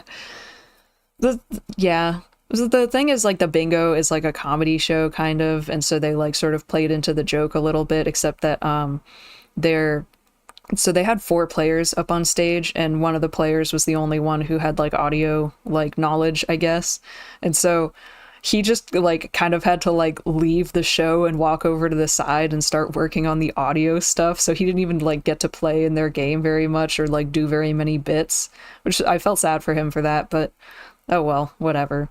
At least like they tried to keep stuff up even with the audio by like they were doing little bits about like, ooh, we go and we follow the current single microphone that's working, so we all like crowd around that, and or we just like yell or something. It's just, the whole audience gets to yell balls anyway, and it's a good time that way. Anyway, I got my tabletop gamers tag, and then I have my two identity tags, I guess. I was like, I just want more ribbons, and like the booth, the gamers booth, they would like give you like more identity ribbons if you did like any donations at all. And I did a donation and got a pin, so they were like, here, do you want any of these like identity ribbons? And I was like, hell yeah. Do you have any demi ribbons? And they were like, well, we have multiple. And I was like, just give me all the demi ribbons. And so I got two demi ribbons. They're demi. What order is this? I think this is demisexual and demi-romantic. I'm not going to go into what that means. You can look it up on the internet if you want, but I figured I might as well at least mention what these ribbons are for. But yeah, I was like, I want to get as many ribbons as I can. There's like an insane thing that some people do. I don't even know, but like they get so many ribbons that their ribbons will go all the way to the ground. So like your badge is from your lanyard, so it sits like at about chest level, and then they have so many ribbons that it goes all the way to the ground. I saw one guy with so many ribbons that it went to the ground, and then it snaked back up, and then he was holding it, and then it kept snaking back down like to the ground. Like, it was insane. My guess, James, but if you have a gay ribbon, people are gonna think you are gay, and you are gonna ask yourself, are you really happy? Oh wow. Man, am I really gay in the happy way? Am I? I mean, I was pretty happy at GenCon. Like I'm getting to have a fun time doing fun things, looking at cool stuff with a bunch of people that I like, all my friends and stuff. Yeah. Adult deleted, I'd be afraid of being hit on. Well, you just add the demi ribbon and then be like, oh, sorry, I'm not interested in random strangers. The quick explanation for demi is that you only feel attraction to like people that you know. That's the quick simple version, like people you know and that you're like connected with. So it's like, not sorry, stranger, I don't give a shit about you. Fuck off. Oh, I see, adult deleted. You're afraid of being hit on and it might hurt. And you may ask yourself, how do I work this? And you may ask yourself, where is that large automobile? And you may tell yourself, this is not my beautiful house. This is not my beautiful wife. And you may tell yourself, this is not my beautiful wife. All right, I can't wait for all of the messages to come through.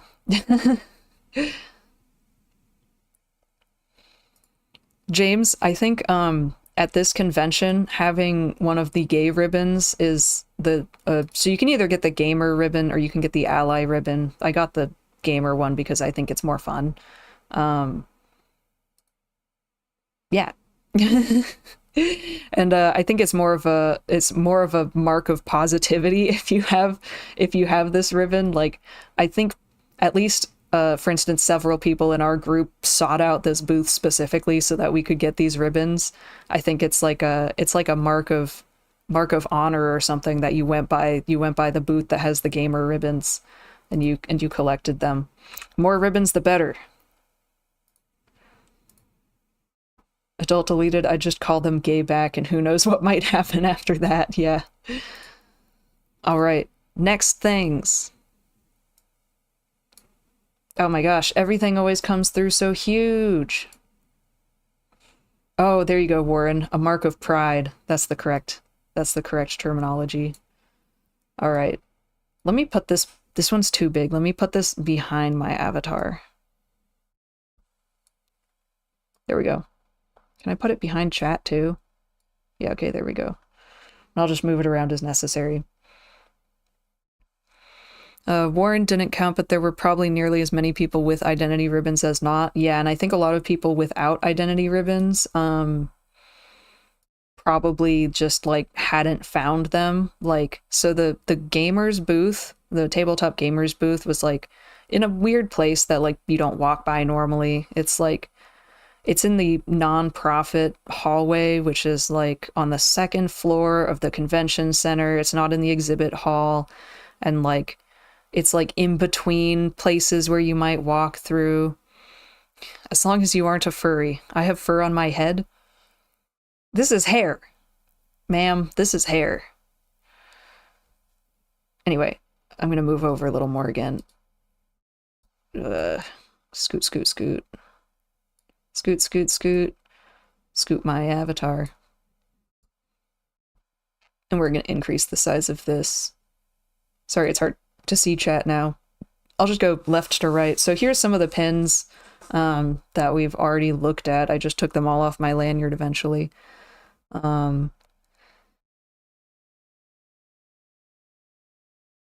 right, so left to right. This is like cute little mushroom guy. I think I'm hoping to give this as a gift to someone. All of these like things that I got, some of them I have like a specific person in mind, but a lot of them are kind of like there's like a few people who might be interested in like some of them, so hopefully I can figure out how to provide them to whoever would like them the most. James, you're headed to bed. Good night, James. Sleep well. Oh, I couldn't see what this emote is because I guess it just doesn't display in OBS. This heister, let's go. All right, anyway, good night, James. Thanks for watching. So let's see any of the other pins on here that are new. I have the surprise Pikachu, which I'm hopefully going to give away to someone. Got the little ones I've already shown. I have this one at the top is Glass Cannon. I got this when I went by the booth where they had the Don't Starve game, the Don't Starve board game. And I didn't like ask for anything. They were just like, here, have this pin. This is for our studio or whatever it is. Or publisher. I don't know. So I got that one for free.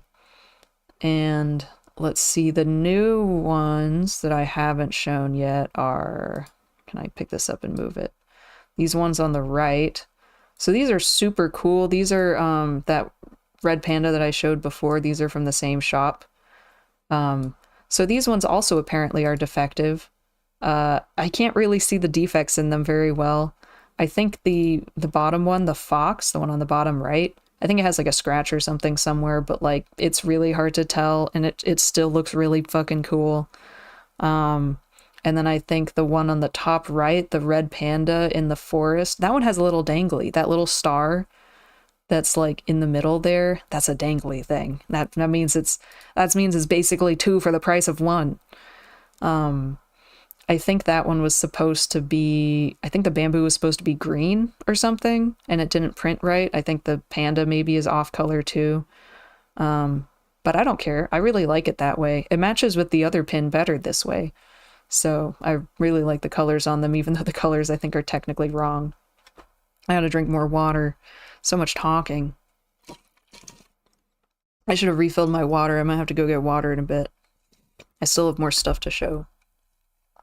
In fact, I'm gonna go get more water right now. I'm gonna go into a BRB for like literally a minute.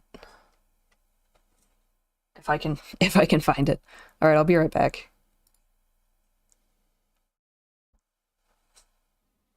That didn't work. I'll be right back.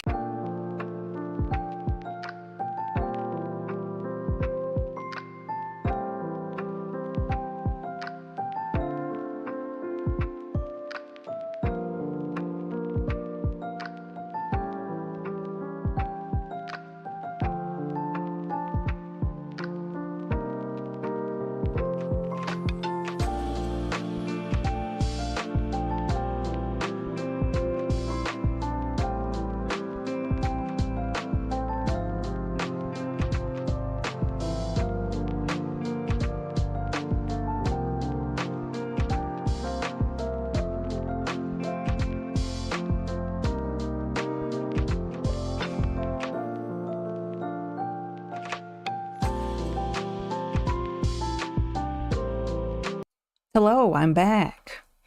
Welcome back, Deck. Thanks. Wow. I'm just scooting forward. Avatar looks funny when I scoot forward. Alright, so I showed off pins. Oh shit, that's not what I meant to do. Let me delete my pins out of here.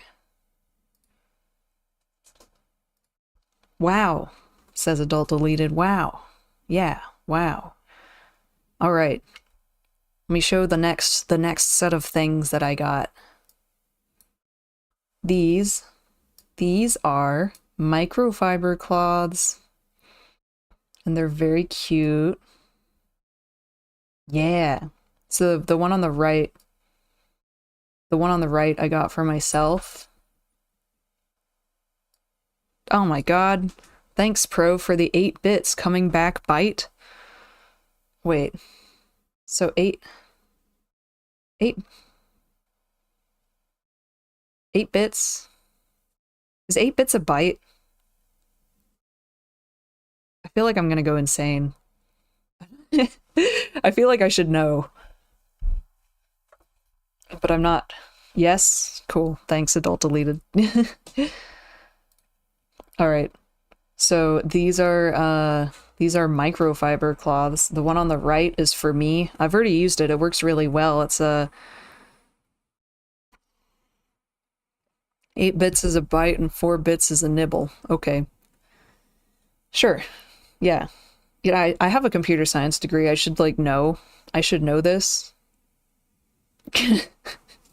It's not like my brain has melted out of my head or anything. Aw, thanks, John B. Yeah, I think they're cute. I need to figure out who I'm going to give the one on the left to, but I have some ideas, some possible ideas. And then I also have, the flip side has a different thing on it. So the flip side of the mushroom guy has this, like, foresty green kind of, like, splotchy pattern. And the flip side of my foxy guy has this, like, sort of more muted version. So I really like both of these. The way that, like, I love the way that they have something different printed on both sides. I almost wish I had gotten more of these microfiber cloths. They had other patterns, just nothing else, like, super spoke to me as, like, something that would make a really good gift. I just really liked this fox for myself. I love the maple leaves, and I love the fox with the antlers. And the colors. I love the colors too. Yeah, John, it's like a twofer with the dangly pins. Yeah, it's like 2 for 1. It feels super worth it. And also, the microfiber cloths, you can use that. They're like a productive, useful object. It's not just artistic, and I love that. And it, like, when I go to use my microfiber cloth and it has a cute pattern on it, I'm like, oh, I'm so excited to use my microfiber cloth, and every time I look at it, it makes me happy. So I like that. The next thing I have up on here is a thing that I'm not 100% sure what I'm going to do with yet, but it looked cool, so I bought it. It's like... can I make this... I need to make this smaller, I think. Here. Let me put it behind chat. There we go. So, this is like... It's kind of like a patch, but it's not like a iron-on thing or anything. I think it has to be, like, manually sewn on. But it's like this shiny fabric rose thing. And it's really cool, and it wasn't super expensive, so I was like, oh my god! Wow, thanks for the bonk. That really freaked me out. Did you see how weird it looked when the bat just kind of, like, came in from nowhere? That was really, really bizarre, especially because, like, I'm currently looking at my stream. Yeah, all the redeems are still working, so they'll happen just in the middle of my talking about stuff. Anyway, yeah, I have another article of clothing that you have 14,000 channel points, you don't know what they do. Yeah, you can use them for those things. I've got throw bananas, I've got head pats, I've got bonk, I've got big hat. Ah, Thanks for throw banana. Yep. Had to check if my hands worked. No, they don't. Thanks for head pat. So I do have another article of clothing that I purchased that I'll show later. That I was thinking of sewing this onto, but you know, I'll have to achieve the like energy and amount of effort necessary to sew it on before I like actually will go through with it. But yeah, there's like the center of the rose in there, it has like a little 3D effect going on. There's like multiple different like pieces of fabric coming up, and I thought that was really cool. So I just went and got it, even though I don't have a specific purpose for it. Let's see, how do I get rid of that? And then I have stickers. Stickers. Let's get this in the correct ordering as well. How do I have to scroll this back. I have to drag this down so far. All right, stickers. Let's go left to right. Gosh, I wish I had I didn't write down which artist I got the ones on the left from. But their art was really cute. I really love this fox's expression. His expression is like when a dog does something bad, like say a dog has like stolen your food or peed inside, and like and you say something to it like, "Oh, you did bad. That's a bad dog." And the dog like looks up at you like with like the white of its eyes visible, like doing like whale eyes. That's what it's called, I think, whale eyes. It's just it looks so guilty. It's so cute. It's like, why are these mushrooms growing out of my head? And I have a cute moth. And then all of these cute fall forest creatures. I do have the artist for this one in Andrewson. I can't remember their first name. I actually have their business card somewhere, but I think it's like in a pile of papers that's like not easily accessible to me right now. Yeah, John, guilty fox.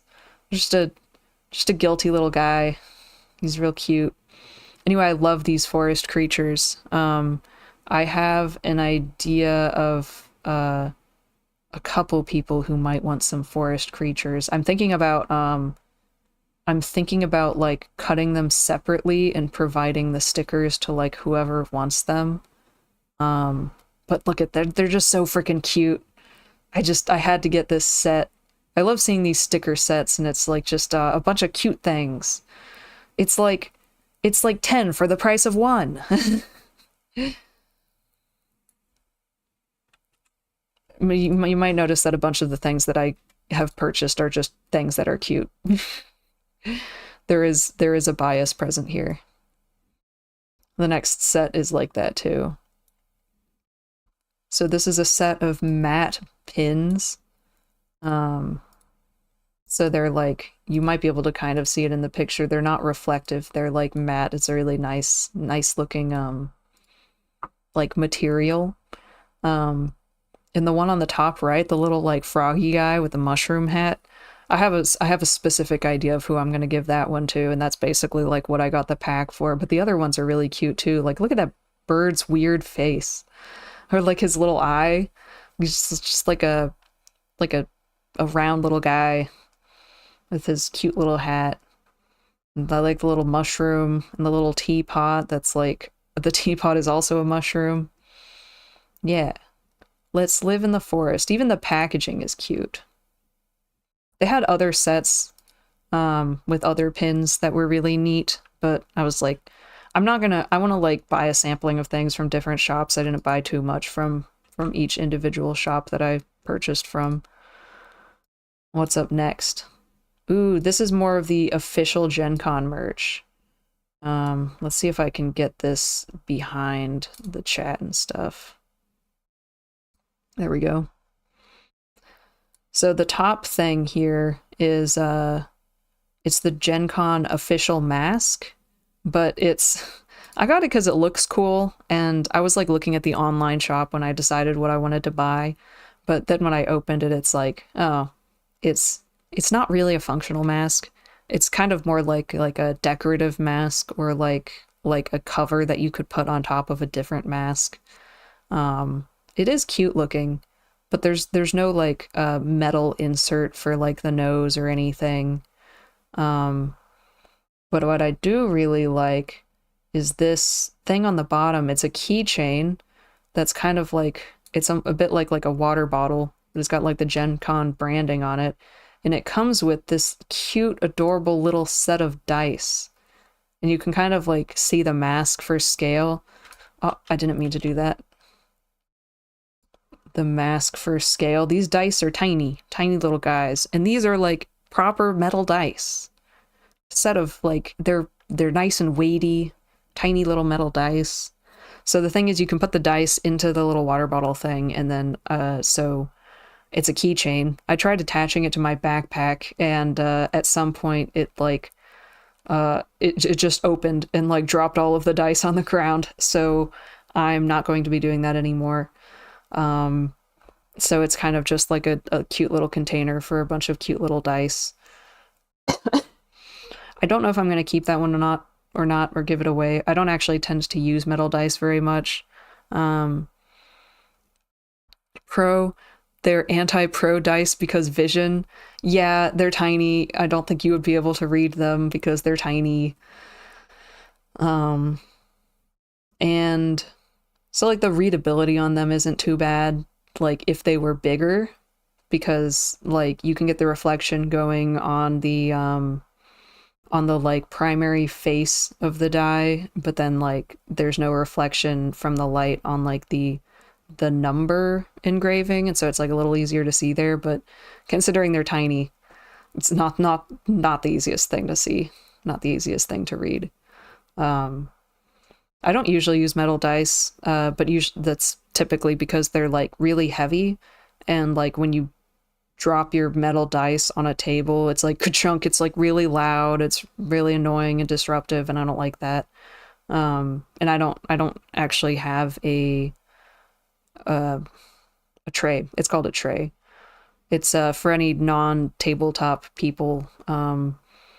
Oftentimes people will sometimes people get a dice tray so you can roll your dice in that tray, instead of just like rolling it directly on the table, and it like protects the dice and it protects the table and it makes it so it doesn't make a crazy noise and that your dice won't like roll all the way around if you're a little bit of a crazy roller.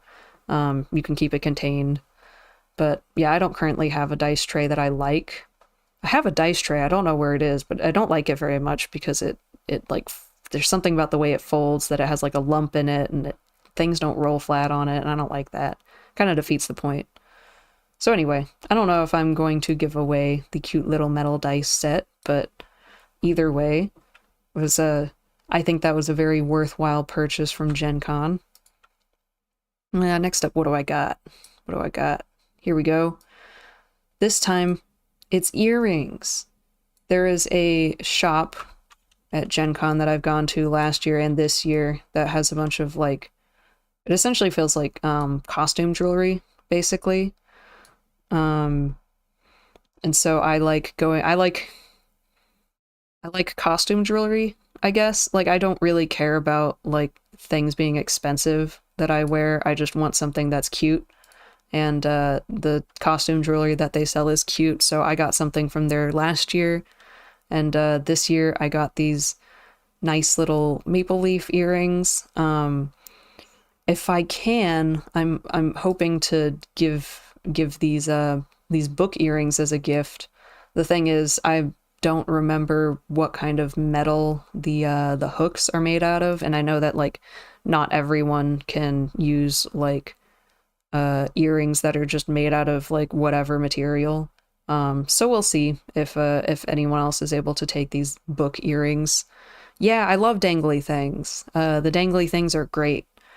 Um, and the little book earrings are cool because it's like I think this it's like literally like a little book that's like attached to an earring. Um, And so you could technically like open it up and write something in it, which I think is just amazing. I have not opened them up, and in fact, if I kept these for myself, I would be afraid to open them up because I wouldn't want the book to like fall apart because I've opened it. But I just like the idea that it is technically a little book.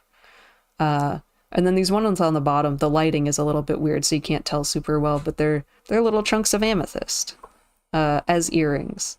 There is, first of all, amethyst is my birthstone, so I don't necessarily collect amethyst, but like I particularly do like amethyst, and when I see something that's like a neat little amethyst thing, I am more inclined to pick it up. So I have kind of like a small collection of amethyst stuff.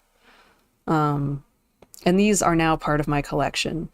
There's also there's a D&D campaign that I'm currently playing in where there's it's kind of like based on I don't remember what is the book is, like the Dungeons of Drakkenheim or something. Anyway, there's John B, it's also your birthstone. Fantastic. Two of a what's two of a kind? That's not really what I'm thinking of. We're a pair, something like that. Anyway, the amethyst makes me think of delirium in this campaign, this D&D campaign that I'm playing in. Smiley face from Pro. And those are my earrings. Dungeon dudes, Dungeons of Drakkenheim. Yes, that. Adult deleted, give John some amethyst jewelry. I don't know if John's ears are pierced. I don't know. Let's see, how do I delete this? Let's get to the next loot. Oh, this is rotated. Maybe I can flip it once I get it in here. Actually, let's save those for last. Let's do this next. Okay, I think I have to drag it in like that. And then, so not all of these are ones that I got this year. Some of them are ones that I got from GenCon last year, but it's not like I've shown any of those before, so that's fine. I'll just show them now. Let me scoot over a little bit. I'll go left to right again. John, nope, thanks anyway. All right, left to right. I bought some minis. I have like a decent chunk of minis that I don't really use, but I think they're cute and I like them, so I have like a small collection. The only reason I don't use a lot of my minis is that I don't DM a lot. So usually it's just like I just use a player character mini and that's it. And then I don't have a big like mini box. I just kind of like have my minis sitting in a shelf somewhere. And in order to use them, I have to bring them like to the store where I play. So I have a small mini box. But it doesn't fit like all of my minis, so I don't get to use all of them a lot of the time. There's like a small amount that I have in circulation, but I buy minis anyway. So here's my minis. I've got this like cool big fire elemental dude. I got him from like a gacha pull thing where like I didn't know which elemental I was gonna get, but I ended up with the fire one. And I like this because I don't have to paint it or anything. It's like already this like nice translucent red color. Next up on the left, I don't even know what this guy is. He's cute though. He like looks a little bit like a cat or something. He looks a little bit like an aquatic cat, like maybe he's like part otter or something, but he seemed nice, so I got him. And he's mine now. And he came from like a bargain bin. He was in there for like $1. I was like, he's worth it for $1. Next up is this little guy it's hard to see what's going on here. It's a little guy. He's entirely black. He has his hands behind his back. He's kind of like bent at the hip, leaning forwards, with his like legs out wide, and his head is kind of like a wispy, smoky, purpley thing. Apparently, this is a chewinga. A chewinga is a type of, I think they're technically elementals or something. But they're cute little guys. And I got one. Because he was a cute little guy who was $1. And now he's mine. What else do I have? How do I move this? Here we go. So now back up to the top here. Some kind of like, I think he might have been sold as a Death Knight, but he looks cool. So revival cute. Yeah, thanks. I like buying cute things. You know, this Death Knight isn't cute. He's cool. I figured I might as well get him because he was cool. And I like buying things that are like a good deal. And these ones that are like pre-painted are like $1. These guys that are like gray in the middle here, like this Death Knight, he was like less than $2 on sale or something. So I was like, I'm gonna get him. He looks cool. If I had like a cool, like edgy knight character, I would use that. The one next to him is a Kenku guy. I was thinking about if Adult Deleted might want this guy, but I'm not entirely sure. I know that they already have, I think, a mini for the character I'm thinking of, but this one's kind of bigger and looks kind of buff. So I don't know if they might want this. Revival my figurine collection. Yeah, I have more, but I don't have them on hand right now, so I can't share them. But yeah, some of them I've painted. These are all, of course, like relatively new, so I haven't painted them. Mostly I paint the ones that I like actually use as player characters for myself. Let's see, next up. Oh yeah, so the Kenku guy. Kenku is like a bird guy. Next up is these like green guys. They're like slimes or something, but they're already like green. They're very slimy looking, very, I thought they were great, so I got them. And then the thing in the very front, right here, in front of the slimes, is, I think it's a swarm of rats. Swarms of rats show up, like, surprisingly frequently. I don't know, frequently. They show up. I've had them, show up in, like, multiple games that I've run, so, like, might as well have a swarm of rats on hand. Or someone else might want a swarm of rats, who knows. Let's see, next to the swarm of rats is this one in red. This is like it's like a baby kitsune fox guy. I don't know, I thought he was cool, so I got him. I don't like have a specific like character. Yeah, revival rats. Rats, like they're in the room. The rats make you crazy. Yeah. Behind my cute little kitsune guy is the Catman Wizard guy. I don't have a Catman Wizard guy character, but I thought this guy was cool, and so I got him. The model looks pretty cool, so and maybe someone I know would like to have him. I already managed to give away one of these minis. It was, I think, a dual-wielding rogue type cat person. I was showing these off to my friends, and one of my friends was like, "Oh my god, this one's perfect. She's just like this one character that I have." And I was like, "Oh, you can have her.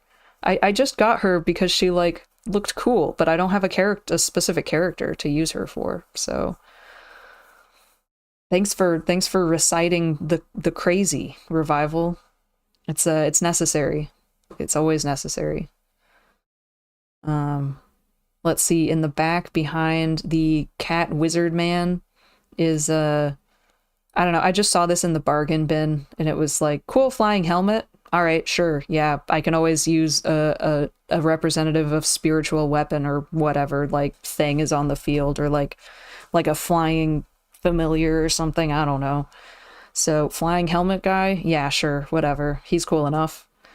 Um, you can kind of see next to the kitsune and the catman is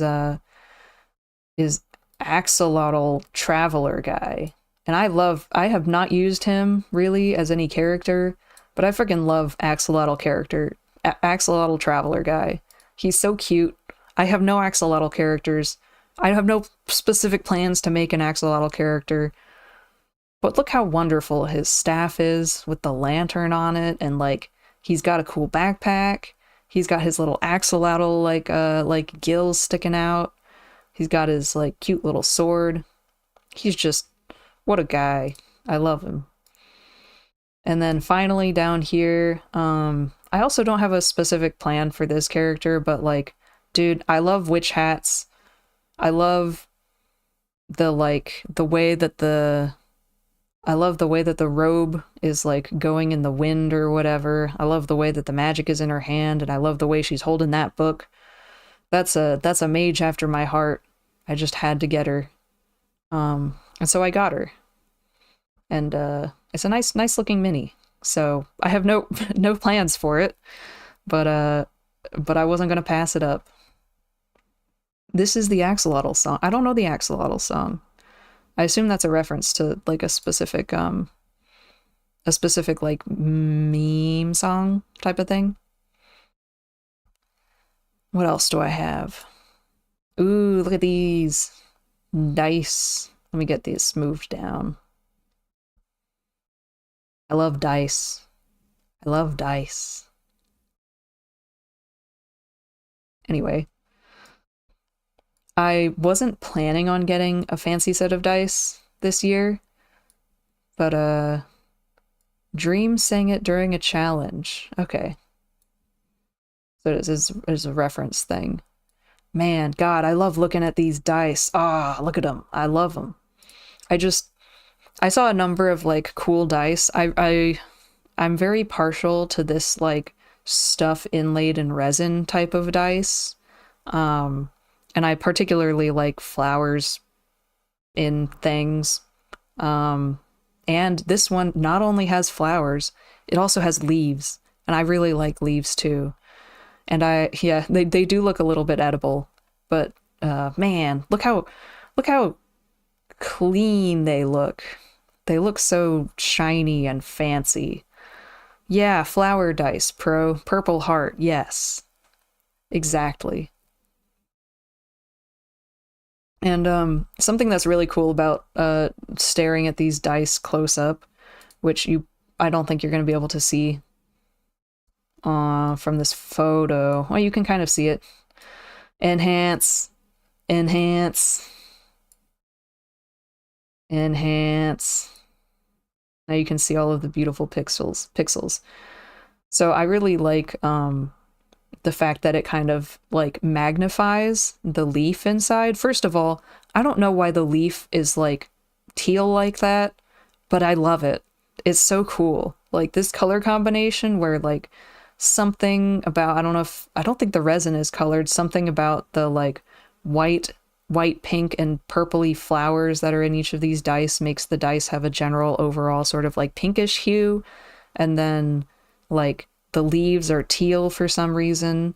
And then like when you look really closely at the leaves, like because the dice I think kind of like refracts the light a little bit along the edges and like magnifies it, I guess, a little bit. You can kind of see like the separation of the cells in the leaves, and I think that's fucking cool. I love that. Like it has like that texture and that like translucency to the leaves, and that's just like yes, chef's kiss on those dice. I really hope they're well balanced. I didn't, can't like test them. I like inlay resin, inlaid is inlay the right word? I don't know.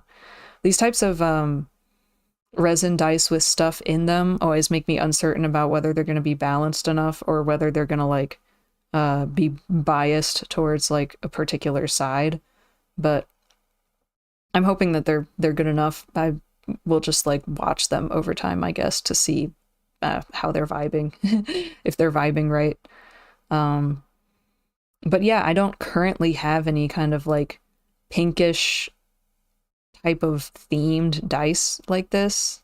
So it's nice to add like, I like using dice that are kind of like colored for the particular theme of the character I'm playing. So like when I'm playing my like wild wilderness type of characters, like a druid or something like that, I want to play with dice that are like green, or like if I'm playing my character who's like a paladin of the sun, I like using my like brighter colored dice, like my like oranges or reds or whatever. So I'm hoping that I can use this for some of my more floral themed characters. Anyway, gosh, I love these dice. They're so cool. I keep forgetting that I got them because they're in a bag right now, so I don't just like see them constantly. But now that I'm looking at them, I'm like, ah, buying things is wonderful, isn't it? We love capitalism here. All right, let's see. Second to last set of things. We'll go through some artwork. I'm gonna have to rotate this one. Oh my god, that's huge. So this next set of things I got, they are all postcard sized. Because I don't know what I'm gonna do with them, first of all, but also like I don't have enough wall space to put up like a million big prints anywhere. But I just really enjoyed these and grabbed them even though I don't have any specific like use for them. There we go. Yeah, so this is from a booth that was called Inkwell. I think the artist might be, let me confirm this first.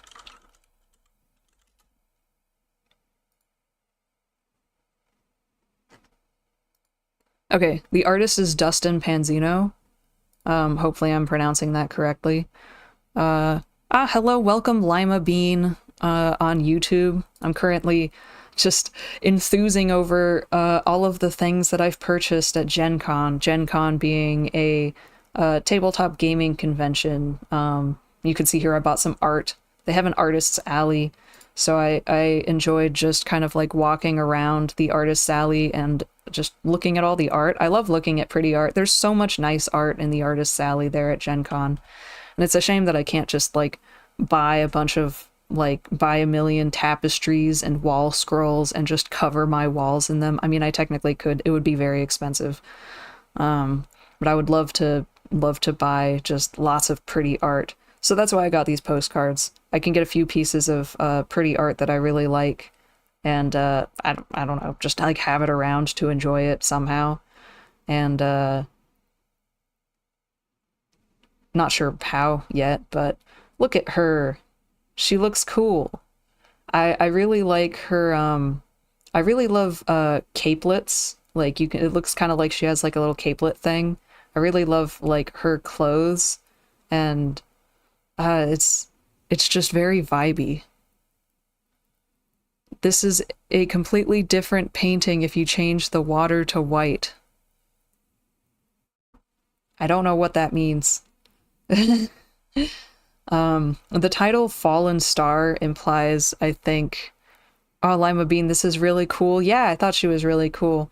Incidentally, the scene that she's kind of in is maybe also like drew me in. I like that kind of I love the lily pads and the leaves and stuff. I generally like the color choices of this artist a lot. I saw works by this artist last year, and I just like wasn't in a like position to be bringing home any posters or anything. So I was like, I've got to buy stuff from this artist this year. I kind of like the like melancholic, tragic vibe that's going on here. But let's get to the next picture.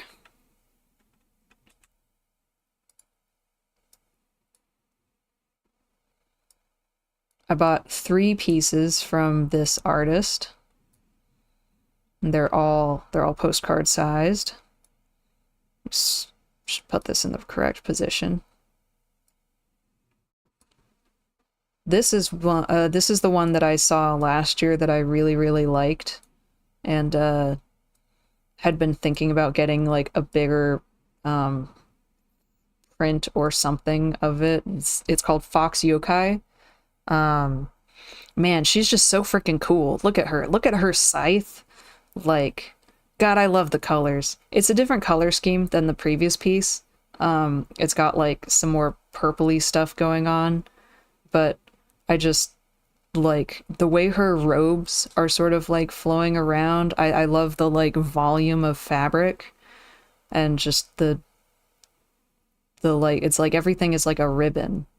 And there's also like one second. I really like the kind of yokai styling to her as well. So like she has some bells attached to her scythe, a little bit of armor or whatever. Like I love the I don't know what it's called, but Richard Johnson isn't displaying this cultural appropriation. Well, she's not. No, I don't think so. Like this, I think this character has like inspirations from like Japanese culture and like more like cultural history, but like this specific character is an invention of an artist, and like using themes and styles from like a certain culture isn't inherently cultural appropriation. I would say that's my opinion. But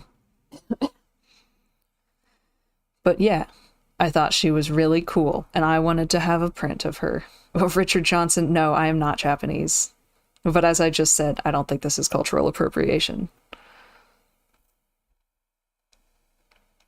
And there is I did notice, I didn't notice before, but like all of these little postcards have like a little kanji representation too of the title, which is neat. I can't read them because I don't know those kanji, but it's cool. I'm just assuming that it's Fox Yokai there. When the last one, I saved my favorite for last. I really love this last one from this artist. All right, one second. Let me get it small down. Small down. Let me get it behind the chat box. All right. So this one is Sorcerer's Companion. And I think this one's my favorite.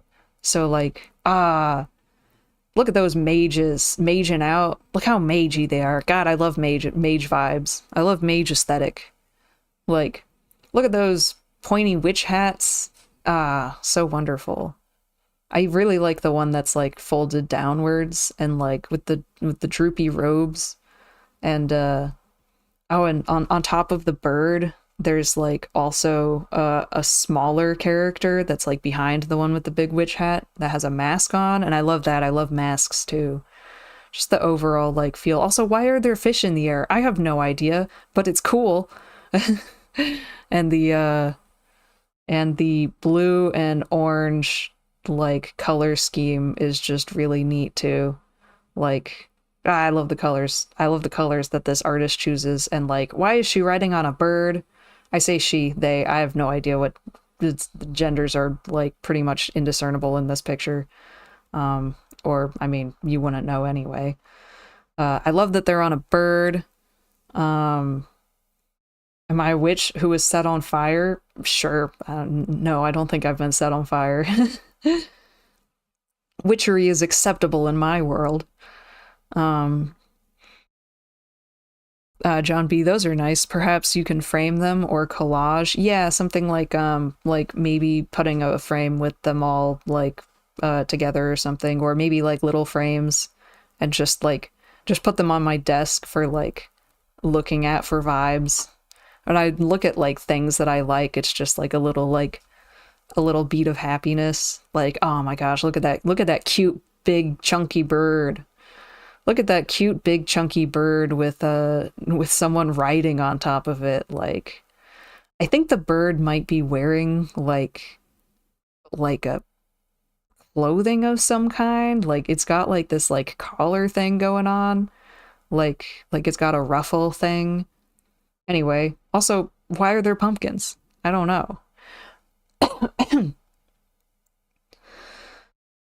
But the pumpkins give like fall vibes, and I like that too. Anyway, my favorite. Okay, this isn't my number one favorite. I have something else. One second. Let's see if I can get this showing. It's gonna take a minute for me to get this image. And I forgot to collect this in advance on my streaming computer.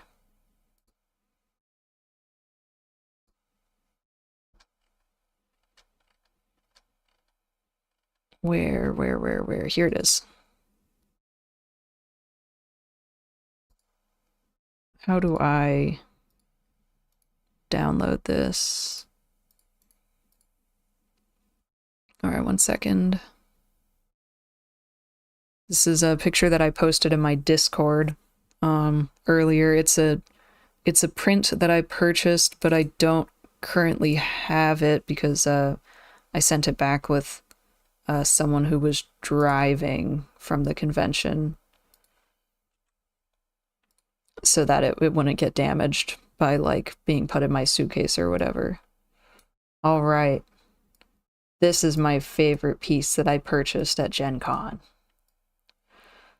Oh, I love her. I love her so much. Gah.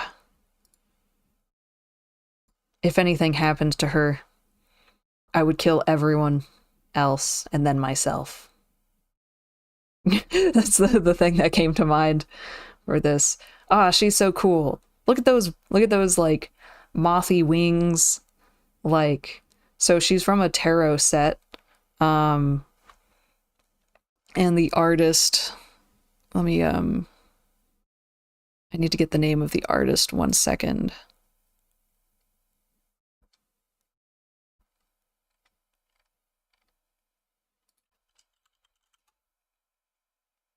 The artist is I assume her name is pronounced Faith Schaefer. She I think I saw that she's done character art for a Dimension 20 campaign previously, and this piece is part of a set that she did for a like a book that's about making art for a tarot deck essentially. So she did all of the art for the wands of the tarot deck. John, yeah, it's cool. I'm so happy. I'm so happy that I managed to get this one. So this one is the Nine of Wands. So I think that's represented by there's 4 wands on either side of this doorway, and then I think she's holding the 9th wand. And I love a lot of the stuff about her clothing. So like, well, first of all, I really enjoy her hair color, that kind of like orangish type of color. I really like that. I just like that color.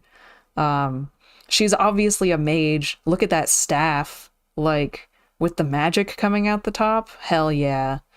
And she's got the cool long hood. She's got like kind of like a capelet thing going on. I love capelets. She has like thigh-high boots. I love thigh-highs. Like, she's got this kind of like melancholic expression, and just like something about the composition of like the doorway behind her. Anyway, I love her so much. I got one more piece from this artist. It's the two of wands, I believe. I don't have a picture of it right now because I think I only took a picture of this one. The other one is like behind it in the packaging. And yeah, it's currently with someone else right now. But I got the two as well because, well, first when I went to the booth, I think I went, on Friday. The pro capelet on the model someday. I hope so. Uh, actually, I know so. I have, is she a fairy so the wand is a staff for her? Oh, I never thought about that, but yeah, probably. Basically, yeah. Um, butterflies only live for 3 days, right? Yeah, but insects are not long-lived typically, yeah. But she's not an actual butterfly, so it's fine. I would like to have capelet on the model someday. I have a 2D, a new 2D model in the works. I say in the works. I've been sitting on the model art for a long time, and I just haven't rigged it. That has capelet, because I love capelet. Capelet was like one of the number one things on my like design necessities, because just, man, gotta have those capelets. Oh, anyway, yeah, so I went to this booth on Friday. So the convention runs 4 days. It's Thursday through Sunday. I went to this booth on Friday, but I didn't have like time to buy anything, and I didn't have like the correct bag to like carry something in if I did buy like a full print. So this is like a full I don't know how to say how big it is. It's like a full-size print. It's not like a postcard size print. I didn't want it to get like damaged if I didn't have a bag to carry it around in. So I didn't get anything that day from this booth. And then I came back on Saturday and I went to go like straight for this piece to buy it, and it had a sticker on it that said sold out. So it was sold out and I was really sad. And so I was like, "Oh, are you potentially going to be like printing any more of them?" And she was like, "Oh, well, I'm like currently like changing printing processes, so I'm not necessarily like going to have any more available on my site." And so I was like, "Oh, well, I guess I'll just get the two of wands because it had like a similar doorway thing going on." And then the artist was like, "Oh, well, I could technically give you the wall, the version that's on the wall, like at the booth for like showing off what you can purchase, that like otherwise they're just not going to do anything with it. It's just going to go to waste." And she was like, "Oh, I could sell that to you for like, I could even sell it to you for like half price if you come by on the last day of the convention in the afternoon." And I was like, "Yeah, yes, please." That was so nice. I'm so grateful that I was able to get this. Like, I have an unreasonable attachment to this character. um, so I came back in the afternoon of the last day and got the two of wands, got the nine of wands, and they didn't even let me pay anything for this one because it like came from the wall. It's got like Velcro like attached to the back of it, so I'll have to figure out how to mount that. But I don't see it having Velcro on the back as being that much of a problem. So like you can like mount something with having Velcro on the back, like whatever. I don't care. So they didn't like ask for any money for this one. I was like, "Oh, I'll pay the price for it." But they were like, "Nah, whatever. You should just pay for the two of wands," and they just like handed over the thing to pay $20. And I was like, "Okay." So they gave me this one for free, the one that's my favorite, and I got it for free. Anyway, that's got some artist loyalty from me there probably. Pro, this character and my spark would be friends. Yeah, I feel like she would make a good like melancholic fairy type of character. Richard Johnson, maybe she'll pass on in a few hours. She's not a real butterfly. Maybe that's her learning how to walk. She was birthed fully clothed like this. But yeah, I really like her. So Speaking of capelets, there's one last thing that I have to show here, and I went through a lot of effort to figure out how to show this, but I think I've got something that works. The last thing that I got is a piece of clothing. In fact, it's a capelet. And I have live photo of me wearing this capelet. So here we go. Prepare for real vtuber face reveal. Not really, JK. My face isn't in here, but I'm gonna pretend that it is. Here we go. Ah, now everyone knows. Now everyone knows that I'm really a shadow eldritch abomination. My true identity revealed as my true identity revealed live as an eldritch shadow abomination. This is the capelet that I bought. I mean, technically it's a hood. It's like a hood with a capelet. If anyone wants to, there was no one else to take this photo for me.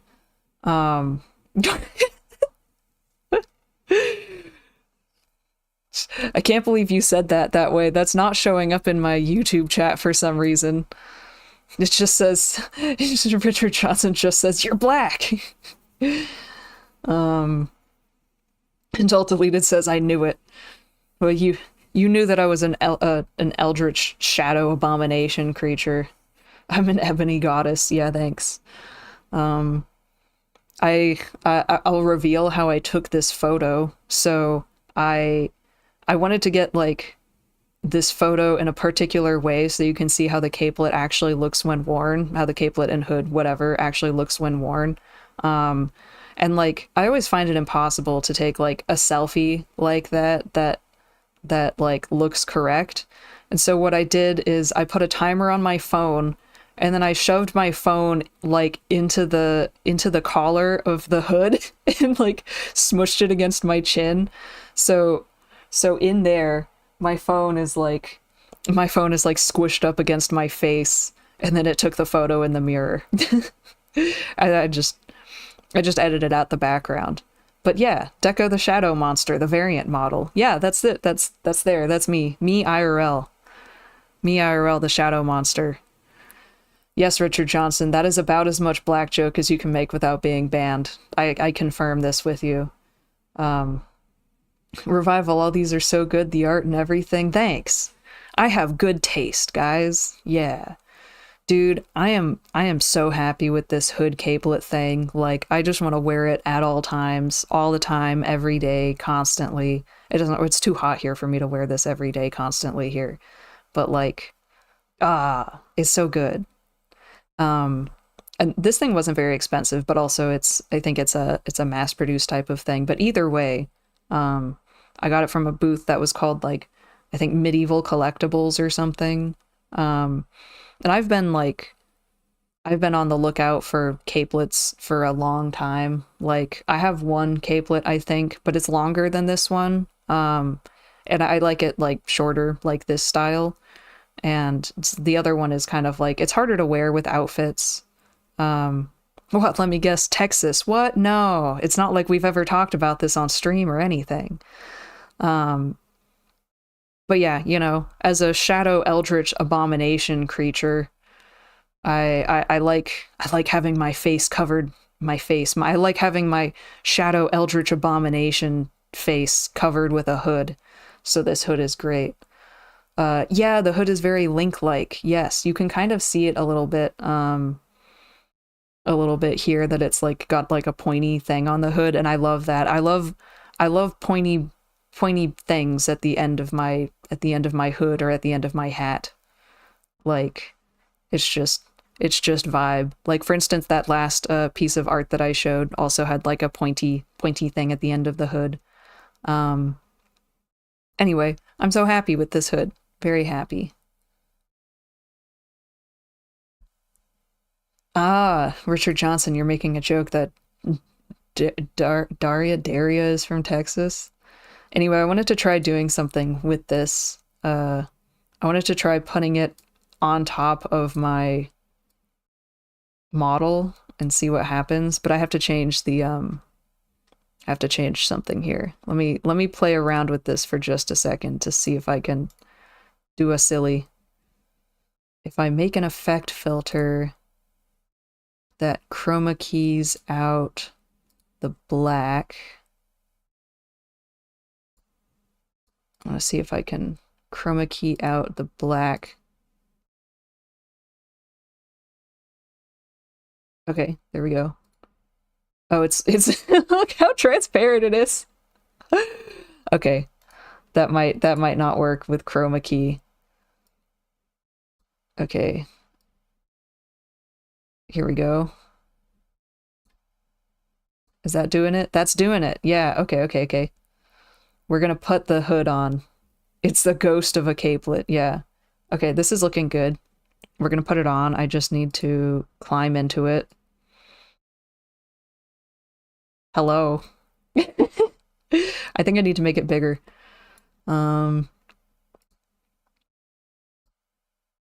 Technically, so like spooky capelet variant model. The hood needs to be bigger because my model has a super big head. But the like body is too big now. The like shoulders are too wide. Perfect. The only problem is that as an eldritch shadow being in real life, I don't actually have enormous elf ears.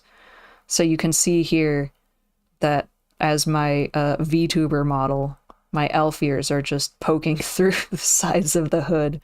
But it's fine. Yeah. Oh, I'm so fashionable. Look at me. This is great. Yeah. I think that's the last of the things that I had to show off from GenCon, the last of the merch things. I might have some more interesting things to talk about. I wonder if I can keep this. I'm not sure I should keep this on. In chat, let me know if I should keep the weird hood thing on. While I talk about whatever like other games I played. My head, I might be moving my head out of it when I'm like gesturing wildly, but it might be funny if I kept it on. It's just like I'm just over here being real spooky, like. John B, thanks. Nice haul deco. Thanks for sharing with us. You're welcome. Thanks for watching it. Or thanks for enjoying whatever I'm sharing. Oh no. Warren, you think it's a new permanent edition now that there's a big hat here. I don't know. I don't know about the big hat with the hood. This is I'm questioning the physics of this. My immersion is being destroyed.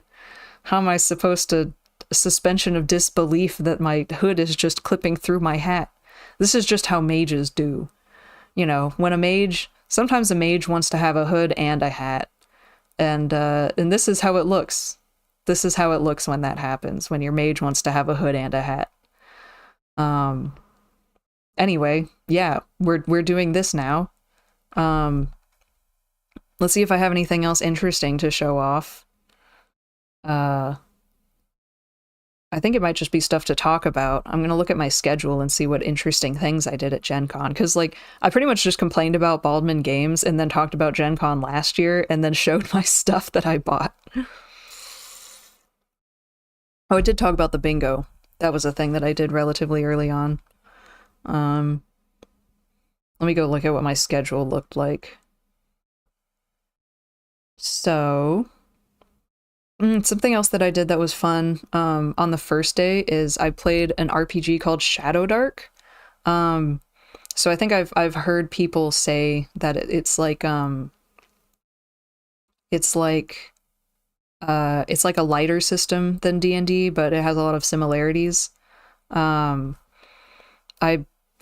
have a picture of my character sheet that I was given for Shadow Dark, but considering my screen is covered in hood and hat, maybe I'll wait. Ooh, Warren, you bought the Shadow Dark book? Nice. Cool. We can play it at some point.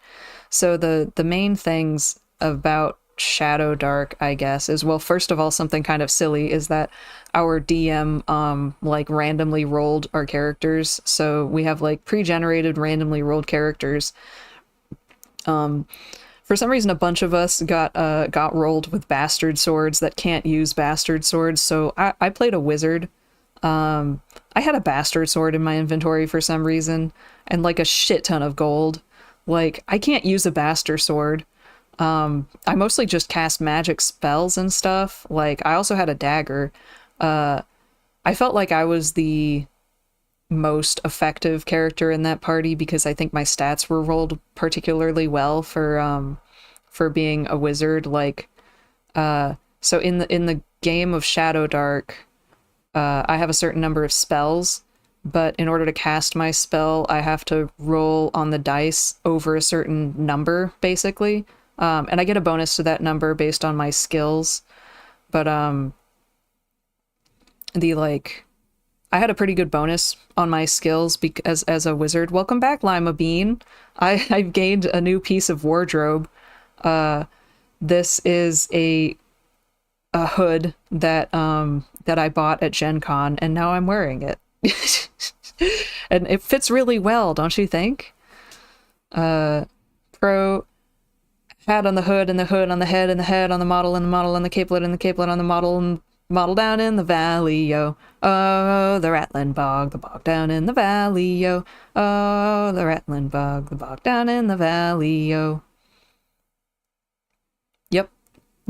I picked that up pretty fast with the hat on the hood and the hood on the head. I wish I could put the hat on the hood, but I can't because the hat is directly connected to my head. But yeah, Shadow Dark. So like if you... I have to roll to cast a spell successfully, and I do to get a nice bonus. The wizard, for some reason, got a particularly good bonus compared to the other caster classes. But if you don't succeed in casting your spell, you just lose the ability to cast that spell for the rest of the day. So like, I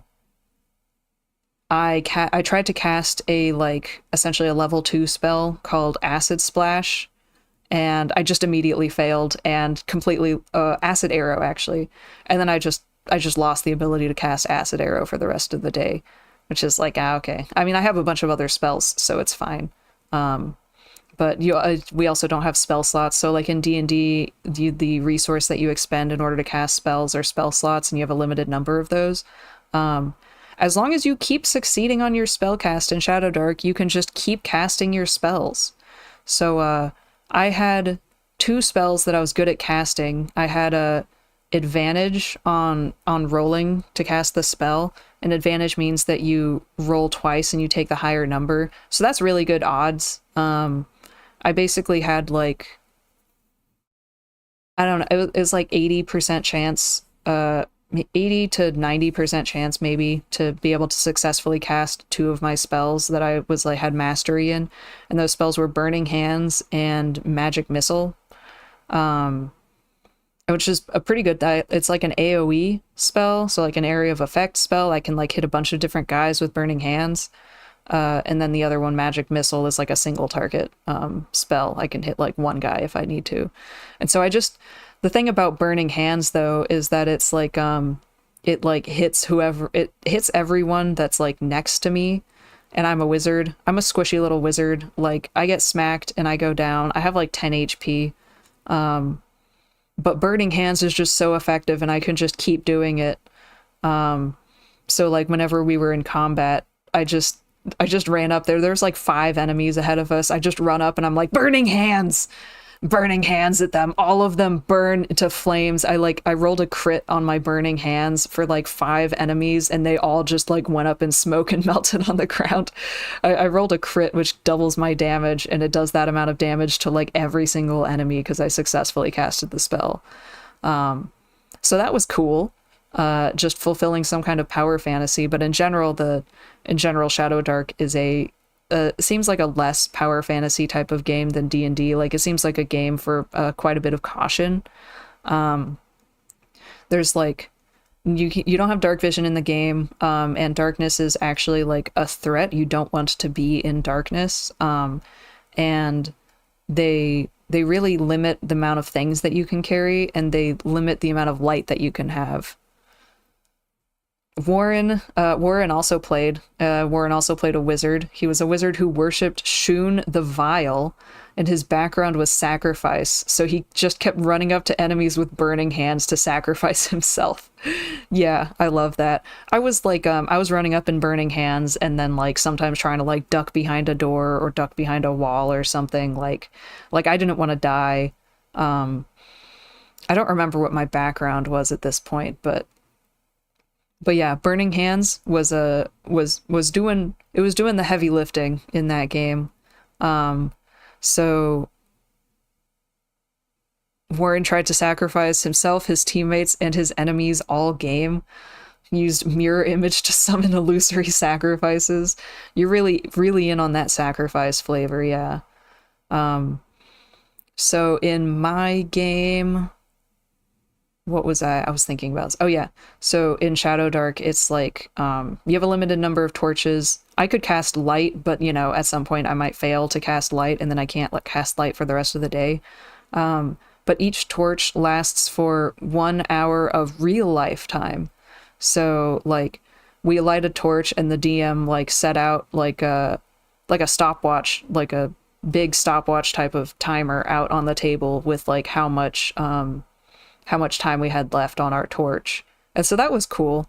I only played a 2-hour game, kind of like an intro game to Shadow Dark. So it didn't end up being super significant of our torches running out, because we had like 2 torches and our game was only 2 hours. But I could definitely see there being like more threat. It felt like we were in more danger of just like permanently dying in Shadow Dark than in D&D. But yeah, I guess that's my Shadow Dark experience. Warren says the whole game is actually in real time, not just torches. Okay, yeah. Oh, there is I did have one ability that was rounds based. It was Mage Armor, I think. I think it was Mage Armor, and I think it lasted for 10 rounds. And like, even when so a lot of the time when we play D&D, if we're not explicitly in combat, we'll just kind of like move along fluidly, like we don't take turns. But in Shadow Dark, it's like exploring is also a turn-based thing. The only thing that we don't really take turns in is if we're like talking to an NPC or something, in which case like rounds still happen, but like we all want to be able to talk at the same time and have a conversation. We don't want to have to like round robin the conversation. But like wandering around, it's important where people are positioned, because like they're carrying the light, and the light only has a certain radius, and so we have to like go step by step. We have to go like turn by turn. So aside from Shadow Dark, another interesting thing that I did on Thursday is a bunch of people in my group had signed up for, what is it? An escape room, kind of like a pop-up escape room at GenCon. And I didn't know about it until like a day before or something, but it still had spots available. And so I was like, yeah, I'll do this escape room. This escape room is at midnight. They've signed up for an escape room that's at midnight. And it was like at midnight the first day of GenCon, and I had arrived the night before, and I slept really badly that night. Like, so Wednesday night, I went to bed at midnight, and I'm splitting a room with 2 other people from our group, and I have a really bad time falling asleep. I don't fall asleep until after 2 a.m. We have to wake up at 7:30 a.m. in order to get to our first event on Thursday. So I probably get like sub 5 hours of sleep or something. Oh, here Warren says, you're always in initiative in Shadow Dark. Some things have round durations, but if your combat encounter takes 15 minutes in real life, it also takes 15 minutes in game also. That's confusing. Like where everyone's just running around incredibly slowly. Yeah, well, I guess like torch-wise, yeah, like combat is time-wise the same. Um, but yeah, so Wednesday night, I get 5 hours of sleep. I wake up at 7:30 a.m.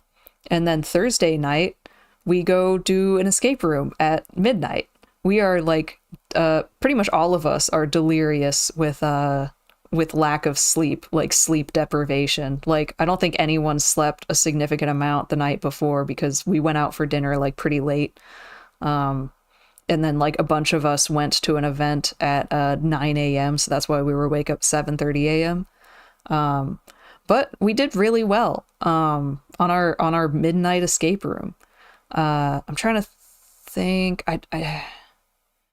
The name of the room was Cabin of the Cackling Man or something like that. So I had like kind of like a spooky like retro 80s 90s video game vibe to it. Um Pro says random pop-up escape room at midnight was somehow the highlight of my Gen Con. It was $24, yeah. It was like you can tell it's a pop-up like escape room, but they really like did the best that they could, I think, with it. The like crazy thing about it is that they made a whole fucking video game to go with this. So it was like the theme around it was the theme around the room, the escape room was that like there is a video game that is like uh theorized to be like some kind of like evil ritual or something, and that like people keep dying after playing this game, but that the secret to solving the evil thing that's happening to people and people dying is by finishing the game correctly in some certain way. And so basically it's kind of like a like an asymmetrical like in an asymmetrical game, like one person does like different things than like the other person does. So we basically had like two people playing this literal video game that somebody like coded on an actual computer. And like the whole thing runs, and it has hints that connect to like the physical things that we're doing and finding in the escape room.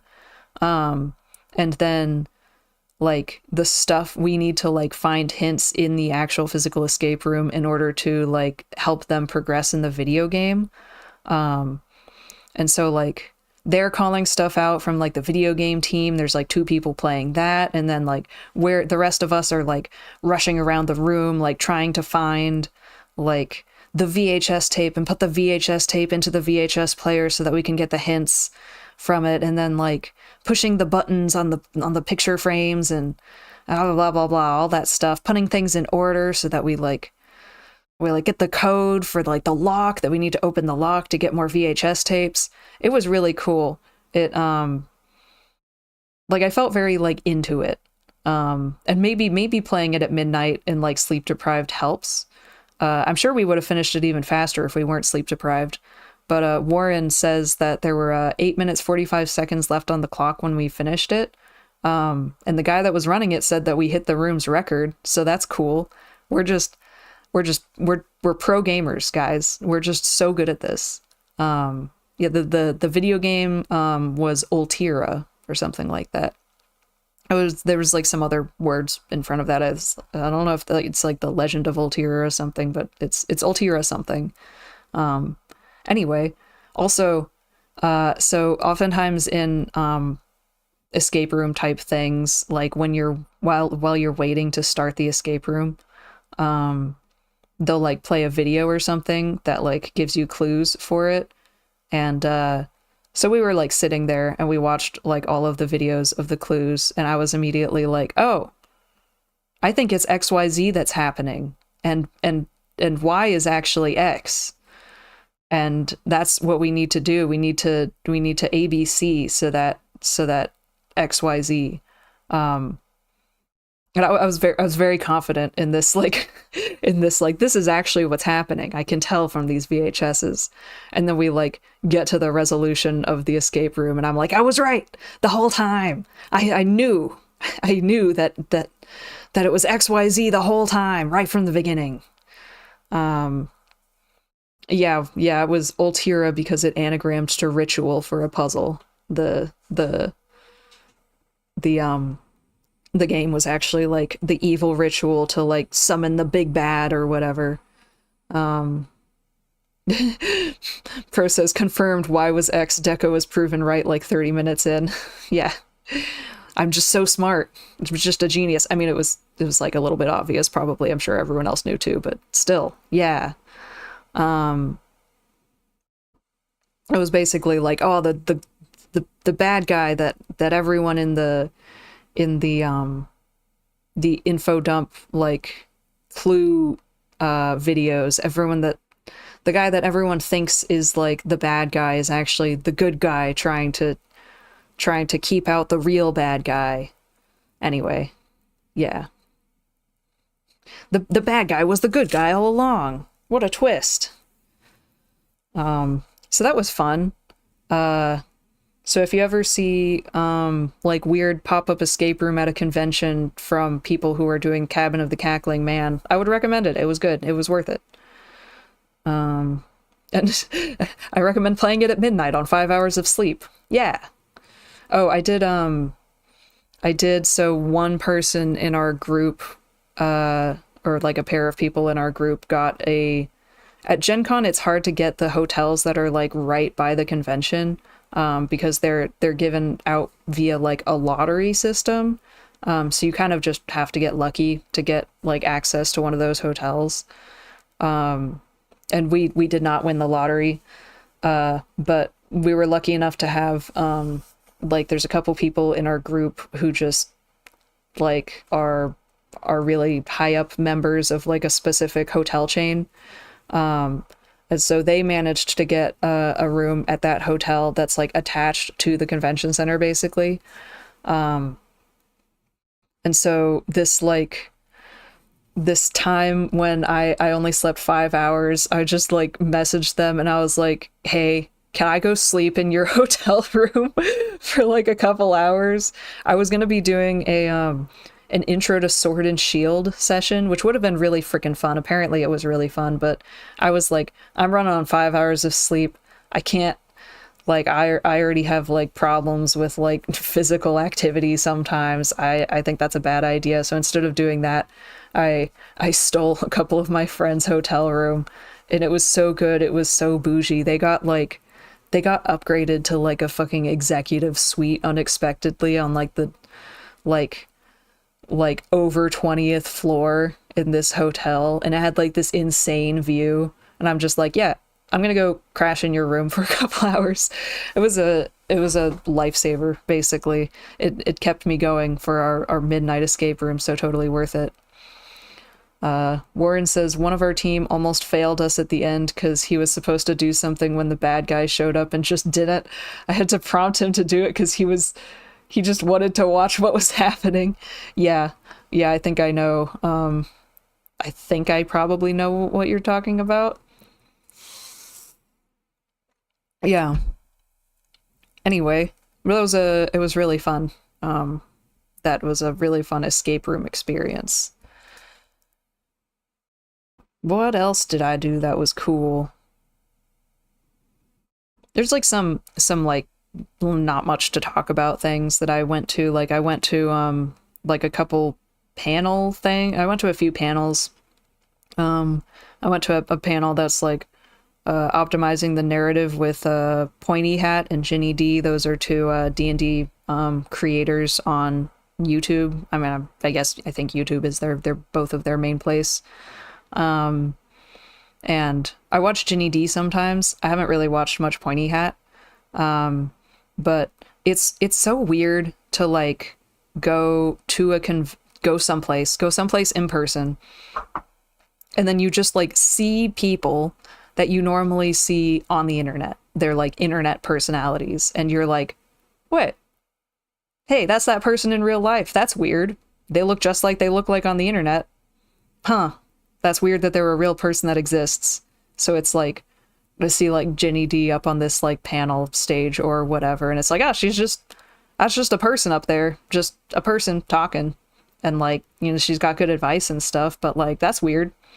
And then like I'm like walking through a hall somewhere, just like on the way to somewhere else, and I'm just like, huh, oh, where do I recognize those people from? Oh wait, that's the cast of Evantris. Those are the Legends of Evantris guys. Cool. They're just like doing a signing or whatever. And I'm just like walking through. That's another like that's like a I don't know if it's live play. It's an actual play. D&D channel, Legends of Evantris. And they have really funny stuff. I like their stuff. But I'm not big on like going to meet celebrities or whatever. Like it's an interesting, like neat, odd, weird experience to just like happen to like see a celebrity or like a internet personality just like existing in real life. But it's like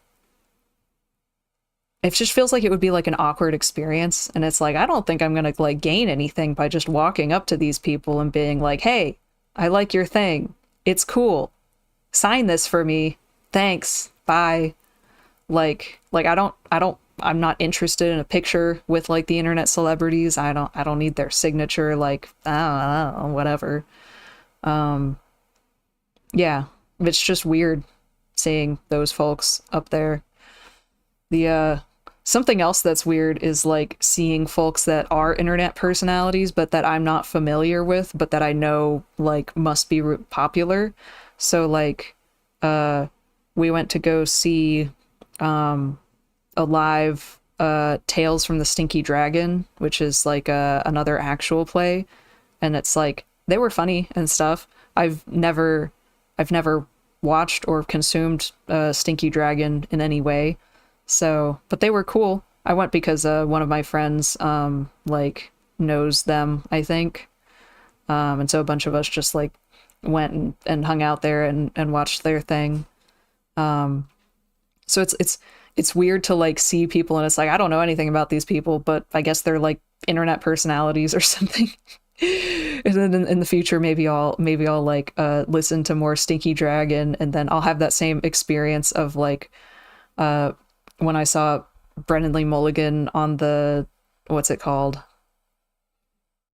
On the D&D live thing, and I'll be like, I could have been like really appreciating and nerding out over this like Stinky Dragon event that I went to, but I didn't consume their content in advance, so I was just like, hey, these people are cool. And didn't get to like geek out or nerd out or anything. But yeah. Ooh, the only other thing that comes to mind that I had fun with is I went to um I went to Improv GM. So I think Improv GM must have like a channel. I think he must be like a content creator. Um but basically like he hosted a little workshop for basically like practicing improv for D&D, and that was really fun. I really like doing that kind of stuff. It's like the kind of thing that makes me really anxious. Like not like really anxious. It would have used to make me really anxious. Like a few years ago, if I had been in that situation, I would have been like shaking so badly, and like I would have been like super sweaty, and like I would not be able to like come up with anything to say. I would never volunteer for anything. I'm better off on that now. Like I felt a little bit of that anxiety, but I wasn't like shaking all around, and I wasn't like sweating my hands off or anything. And I was like willing to like volunteer to go up and like do the like starting improv scenes or whatever, and just like saying whatever the fuck comes to mind. It's kind of like a social exposure therapy thing, because I have social anxiety. That's kind of what this is too. This is kind of like a little bit like a social exposure therapy thing. At least it serves that purpose for me, in addition to like other purposes and it being fun or whatever. But yeah, I'd like to do more stuff like that, especially like making content on this channel or like for the YouTube videos or whatever. It's very like considering we just kind of like show up and do whatever, it's very like improv heavy type of stuff. Like I feel like improv skills would be very useful, and I also want to do more D&D on this channel. Like, in fact, speaking of wanting to do more D&D on this channel, we currently are planning to do another live D&D session 1 week from now, next Friday. I can't tell you a specific time right now, but it's going to start sometime between 6 p.m. and 7 p.m. Central next week. Yes. And yeah. That's like pretty much the entirety of like what I can think of on GenCon stuff. Oh wait, there's one more thing. We played a mega board game called Vampire the Masquerade Blood Feud, and I was the greatest little vampire. So Warren might still be in the chat. I turned so many of Warren's guys into vampires. He says curse you. My team didn't even win because he's not over it. He's not over it. So Warren was on a team. So the way that this thing works is that like there's multiple different like roles and teams in this game. Like each team has 4 players. And each of those players has a different role. They like go to a different place and they like do something. It's very like strategy based, where we have to like work between the members of our team in order to like achieve certain goals. I was in charge of like placing units on the map, kind of very like a positional strategy type of thing. Yeah. So I totally forgot that Warren was on the team with only 3 people instead of 4 people. And I just noticed there was an opportunity. There was an opportunity to start turning his guys into vampires. Because he was on a human team and I was on a vampire team and I wanted more vampires. And so I targeted his team. I totally forgot they had only 3 people. They're kind of at a disadvantage. But they're right there for the taking. I have to turn them into They're right there. Anyway, that game was fun. It would be cool to be able to play it again. I think we'll only be able to play it again if we like happen to there's like a raffle where we might win a copy of the game. But Warren, it wasn't an opportunity. Shep and I strategized about it. Well, I saw the opportunity and we strategized towards that opportunity. It was like there was like I had a certain ability that let me like jump a guy like through territory basically further than normal, and I was like, ooh, this place is ripe pickings for turning things into vampires. And I just like chucked my guy in there at the very end of the round, like so that Warren wouldn't be able to move units in, but he saw it and he was like, oh no, and like moved a bunch of his units into that square. And then I mean like we strategized for it, and then Shepard didn't even like actually initiate the plan that I told him to. So whatever. But we did turn a bunch of your guys after that. Yeah. Anyway, that was fun. I would play that again. Pro says City Hall was ruining all the stuff we fellow humans wanted to do and then won about it. Yeah, it's an expensive game if we don't win it, so we probably won't be buying it. But anyway, Vampire the Masquerade Blood Feud. If you have a chance to play it, it's fun. You kind of need a lot of people to play that game. Like, it is called a mega board game or whatever. And like you kind of need a lot of space to play it too. You'd have to have a big group to be able to coordinate everything essentially. Oops, my head is popping out of my hood. It's fine. This is completely natural the way that I'm wearing this hood.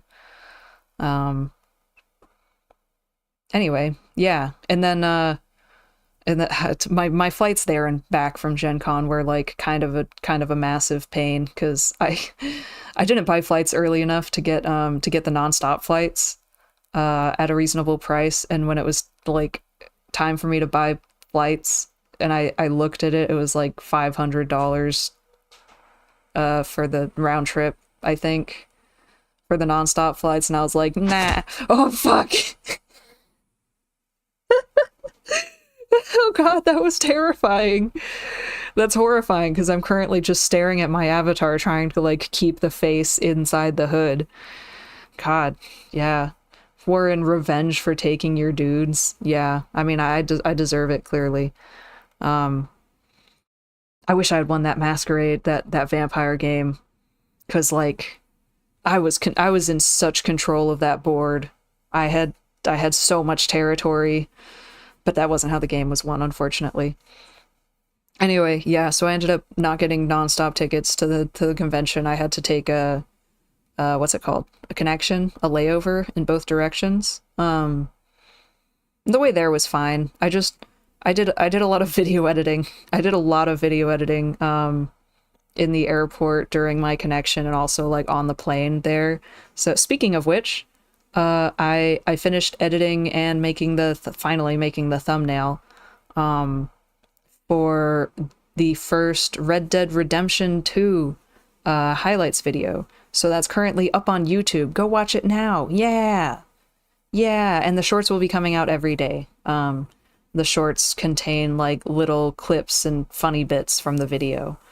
So one of those is out now and it's going to be coming out every day.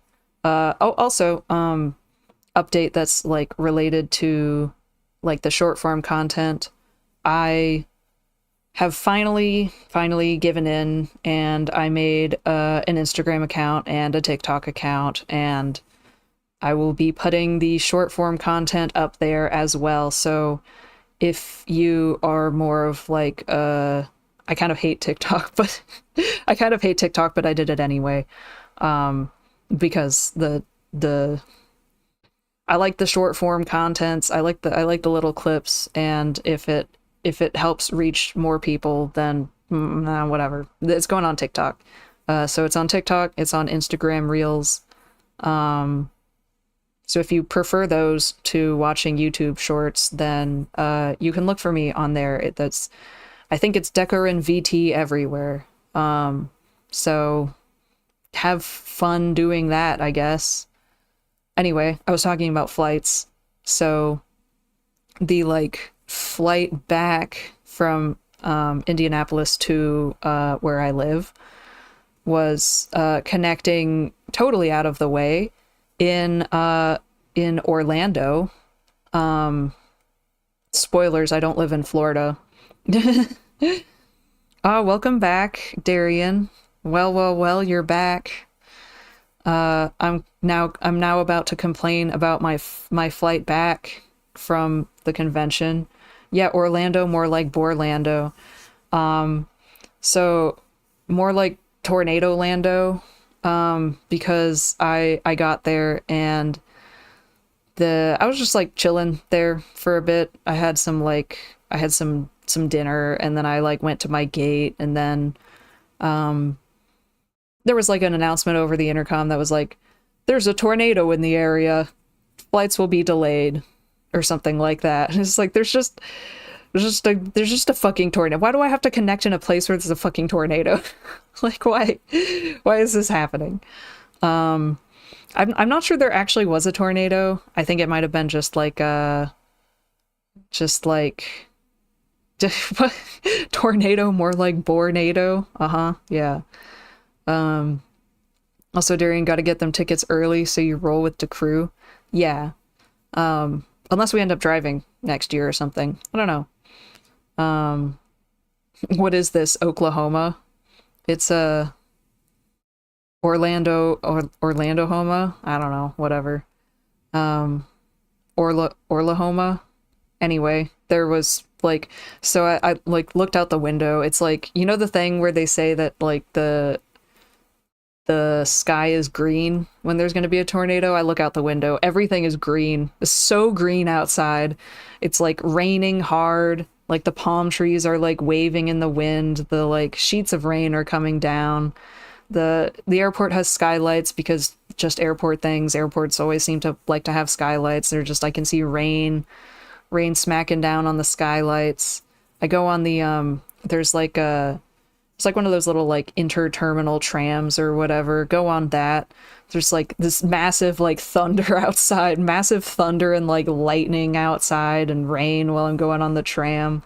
Very exciting stuff. And I'm just freaking tired. I'm just like, I just want to go, I just want to be home. Um,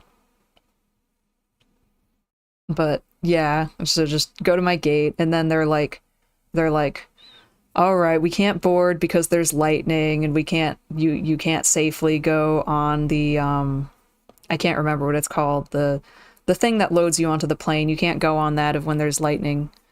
Um, don't tell me what to do, Richard Johnson. I go to bed when I want to go to bed.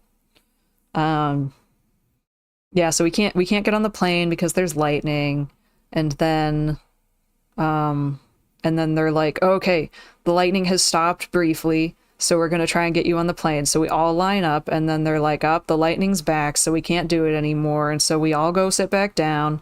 And then like 2 minutes later, I'm like setting up to charge my laptop so I can like get some more like editing work done. Um, And then they're like, oh, never mind. They say we can go on now. No more lightning right now. So let's get us all boarded on the plane. So it's like, okay, I just came down here to like charge up my stuff so that I can like get some work done. And now I got to get back up and get on the plane again. Anyway, I say this like I was so inconvenienced. It was only I think it was only like an hour and a half of delays, which having been delayed a lot on flights is really not that bad. Um, I often get more concerned about like whether my flight is just going to be entirely canceled than like delayed by like a couple hours or whatever. Like a couple hours delay, I don't know, whatever. It's not like I'm connecting anywhere. It's just slightly more inconvenient that I like am getting home later. Um, but I was just really hoping that I wouldn't have to like stay the fucking night in Orlando, like in the middle of a tornado or whatever the fuck. And so I'm really glad I didn't have to do that. Um, that's my Gen Con story. Uh, Warren says it's only a breezy 16-hour drive to Indianapolis. Boo, but you did have time to do all that research. Oh yeah, I forgot. Yeah, I did a bunch of research on a Gen Con related stuff that Darian is mentioning while I was at the airport. I was like, I think I finished editing my video, and I didn't have, what's it called? I didn't have like a good thumbnail inspiration. I think I made a thumbnail that was like kind of shit. And then I was like, it's good enough. I ended up making another one, but I didn't have like it's hard to make a thumbnail when you don't have an inspiration for one. Um, and I didn't have a good inspiration. So I was like, I'm just going to do research for Gen Con next year, whatever. Like stuff for like if we wanted to like host events ourselves and, like what it would look like to like take a road trip up there with like a bunch of people. Yeah, because Darian says we could totally make that drive in a straight go with a group switching out and napping, but like it's a long that's a long drive. And then like what about Thursday morning? What about Thursday morning events? Anyway, that's what's my brain's going, so I will be ending stream shortly. um that's logistics for later, for not right now. um I do need beauty sleep. Yes, indeed. I'm not getting grandchildren. Warren did 11 of those hours on the same day we left. I could not, man, I could not drive 11 hours in one day. Like, well, mostly because I would be in pain from like my physical issues. Like I get back pain easily from stuff like that, or like leg pain, both of those. Adult deleted. Stop asking me to ask Darian if he likes triple C. Darian, do you like chocolate chip cookies?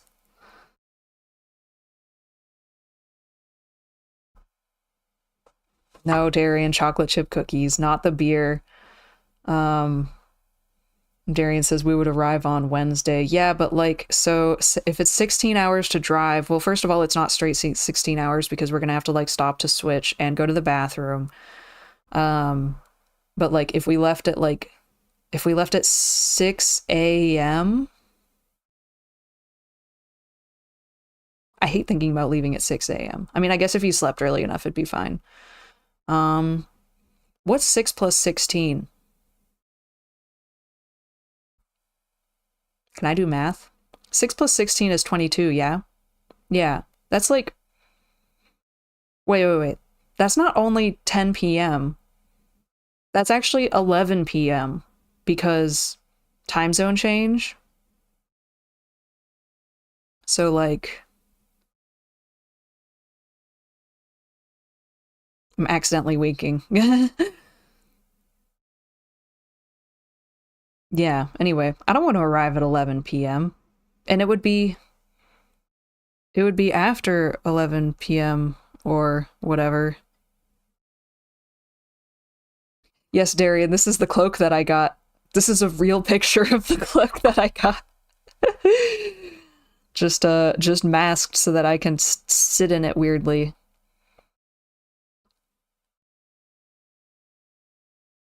Anyway, yeah. Anyway, that's it. That's my Gen Con experience. I don't have anything else. Any questions? What's the I don't remember. There's like the David S. Pumpkins bit where they go like, any questions at the end. Yeah, Shepard, it was great. The cloak or the Gen Con? The Gen Con was great. It was a good Gen Con. Yes. Oh, we also played at some point in the middle of the night on Thursday, I think. Actually, I don't know. It was like at nighttime. We played a game called Two Rooms and a Boom, and it was fun, but I think it might not be my thing. It's one of those social deduction games and like Mafia or whatever. And I think it's I think it's not a thing that I'm particularly good at. Or it's just not my cup of tea. Yeah, Warren, that was Thursday night. Yeah, thanks. Um that escape room was bomb. You're right, Shepard. Darian even, whatever. I did have a 100% win rate at Two Rooms and a Boom, but I think that was purely coincidental. Oh, dude, I totally forgot. Okay, so we played some board games too. The when the convention was over, um, we played some board games. A few of us bought copies of a game called Hard to Get, and it was really freaking fun. Um, how do I describe it? It's like, you know how in code names you put down a bunch of like random words essentially in like a grid, and then but you do that in this game. You have like a bunch of words in a grid, and then there's one person. Yeah, it's similar to code names, but I like it better. There's one person who knows which is like the card they want the rest of the people to choose. Um, but you go by in rounds, getting other people to eliminate other cards. And the way you do that is you have to draw from a specific deck of like a card that has two choices, and you tell your friends which option your word is more like.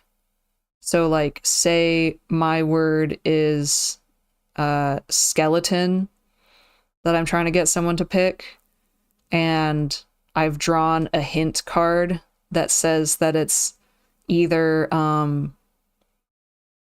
spiky or fluffy. And you're like, well, a skeleton isn't exactly spiky or fluffy, but it's more spiky than it is fluffy. So then you say it's more spiky than fluffy, and then everyone else is like, "Oh, okay, so it's not it's not it's not blanket." These are like some other words that might be out on the board. It's not blanket. It's not guinea pig or whatever. And you keep going through these until they eventually like have to finally, on the final round, guess what your word is from the board. And hopefully they guess skeleton based on all of the like things that they've gotten rid of based on the other guesses.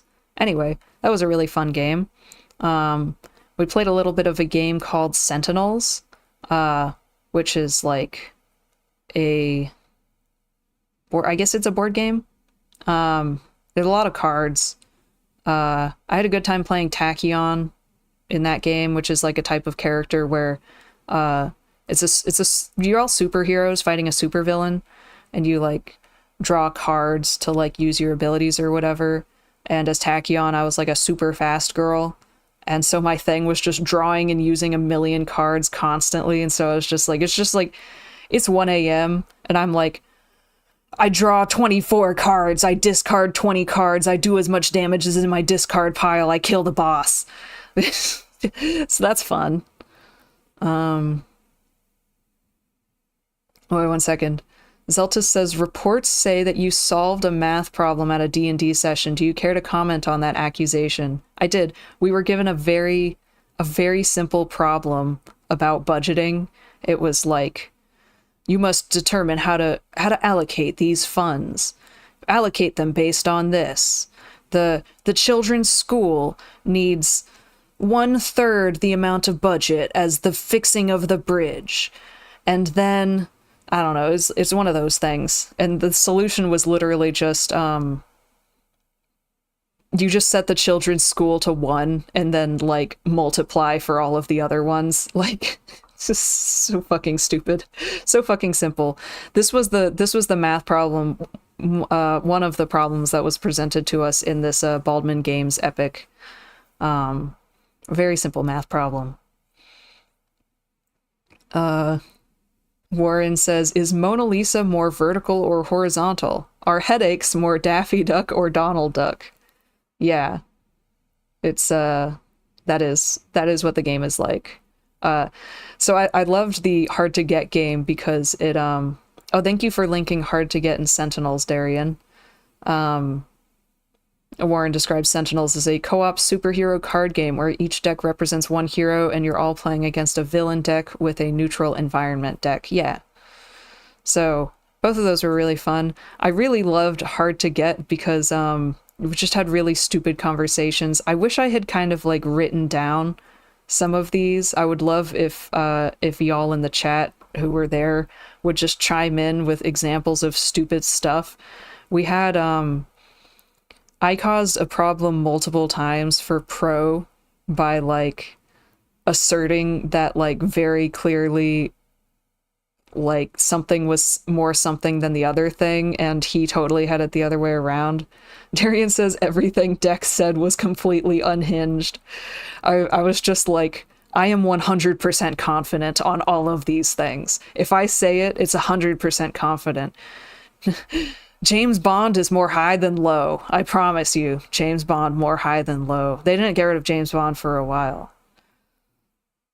Zelta says, Ms. Deck, question. Reports say that you and your friends were at an abandoned cabin in the woods to solve the murder of a cult by playing video games. Care to comment? Yes, and we did it. Playing video games solves all of your problems, and this is evidence of that. We can solve the murder of children using video games. Did you know?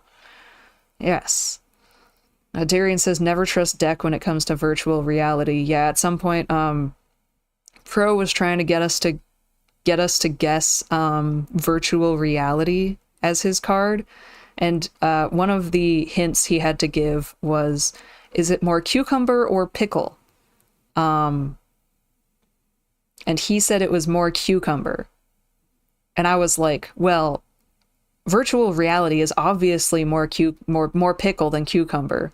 I went all in on pickle because if you virtual reality, I'm comparing it to reality.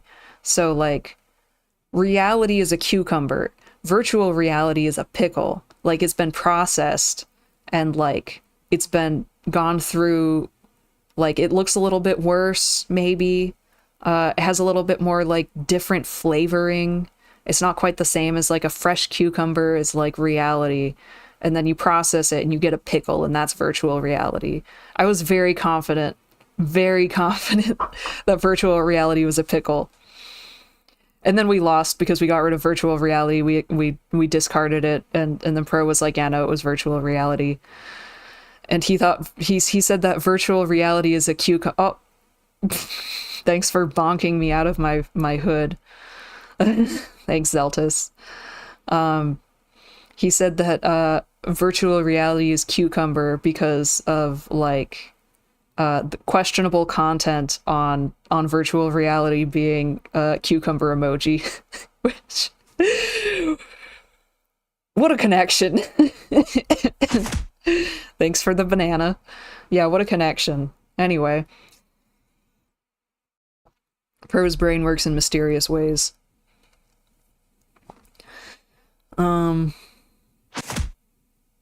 Yeah. I would love to play more Hard to Get. It was a good game. It was a fun game.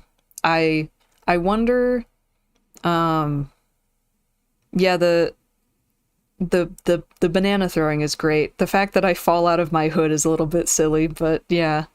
Uh-huh. I do wonder if we'll like run out of like cards.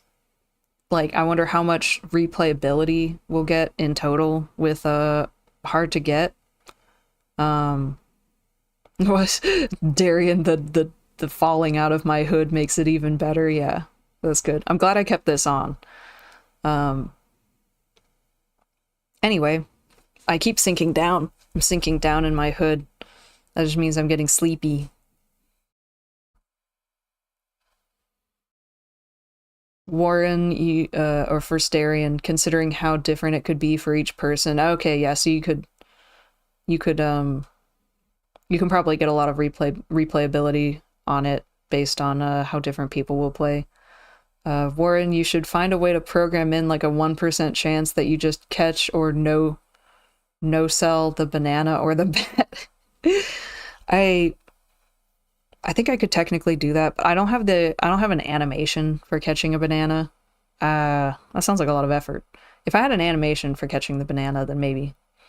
Darian, we'll have thousands of hours of hilarity. It's the kind of like stupid funny that I like. The Hard to Get game. Get that Genji reflect every once in a while. I don't know who's the Genji? Which Genji is this? Which Genji does a deflect? I don't even know. But yeah, all right. I'm gonna wrap up this stream.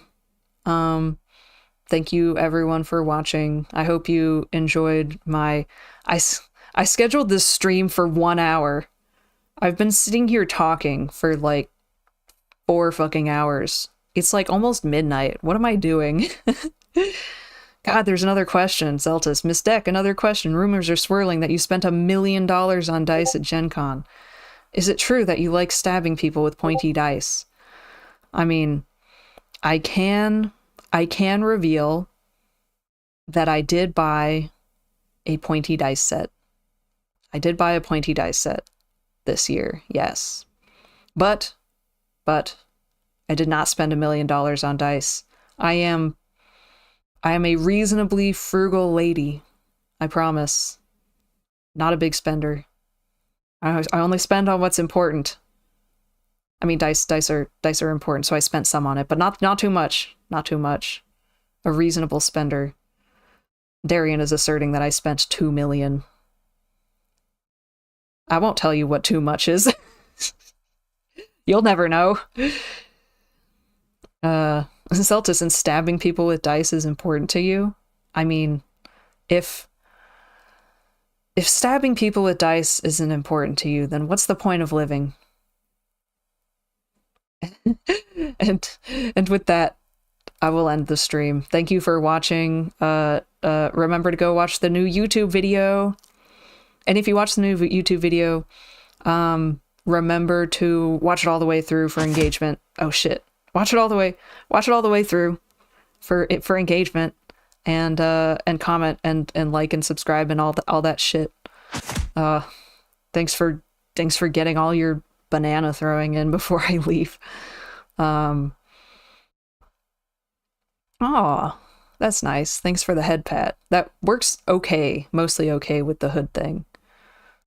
Oh god, I should have a throw stabby dice emote. God, I would need to get a stabby dice first. Alright, anyway, I'm gonna stop talking. My voice is so tired, I can tell. Oh, fuck. I have to DM tomorrow. What is my... I have to DM a D&D game tomorrow. What is my voice gonna be like? It's fine. I'm sure it'll be fine, right? It'll be fine. I'll just have some tea in the morning or something. I've been talking way more than I expected. Okay, I'm trying to figure out where my ending thing is. Drink lots of water? Yeah, I'll drink lots of water. All right, goodbye.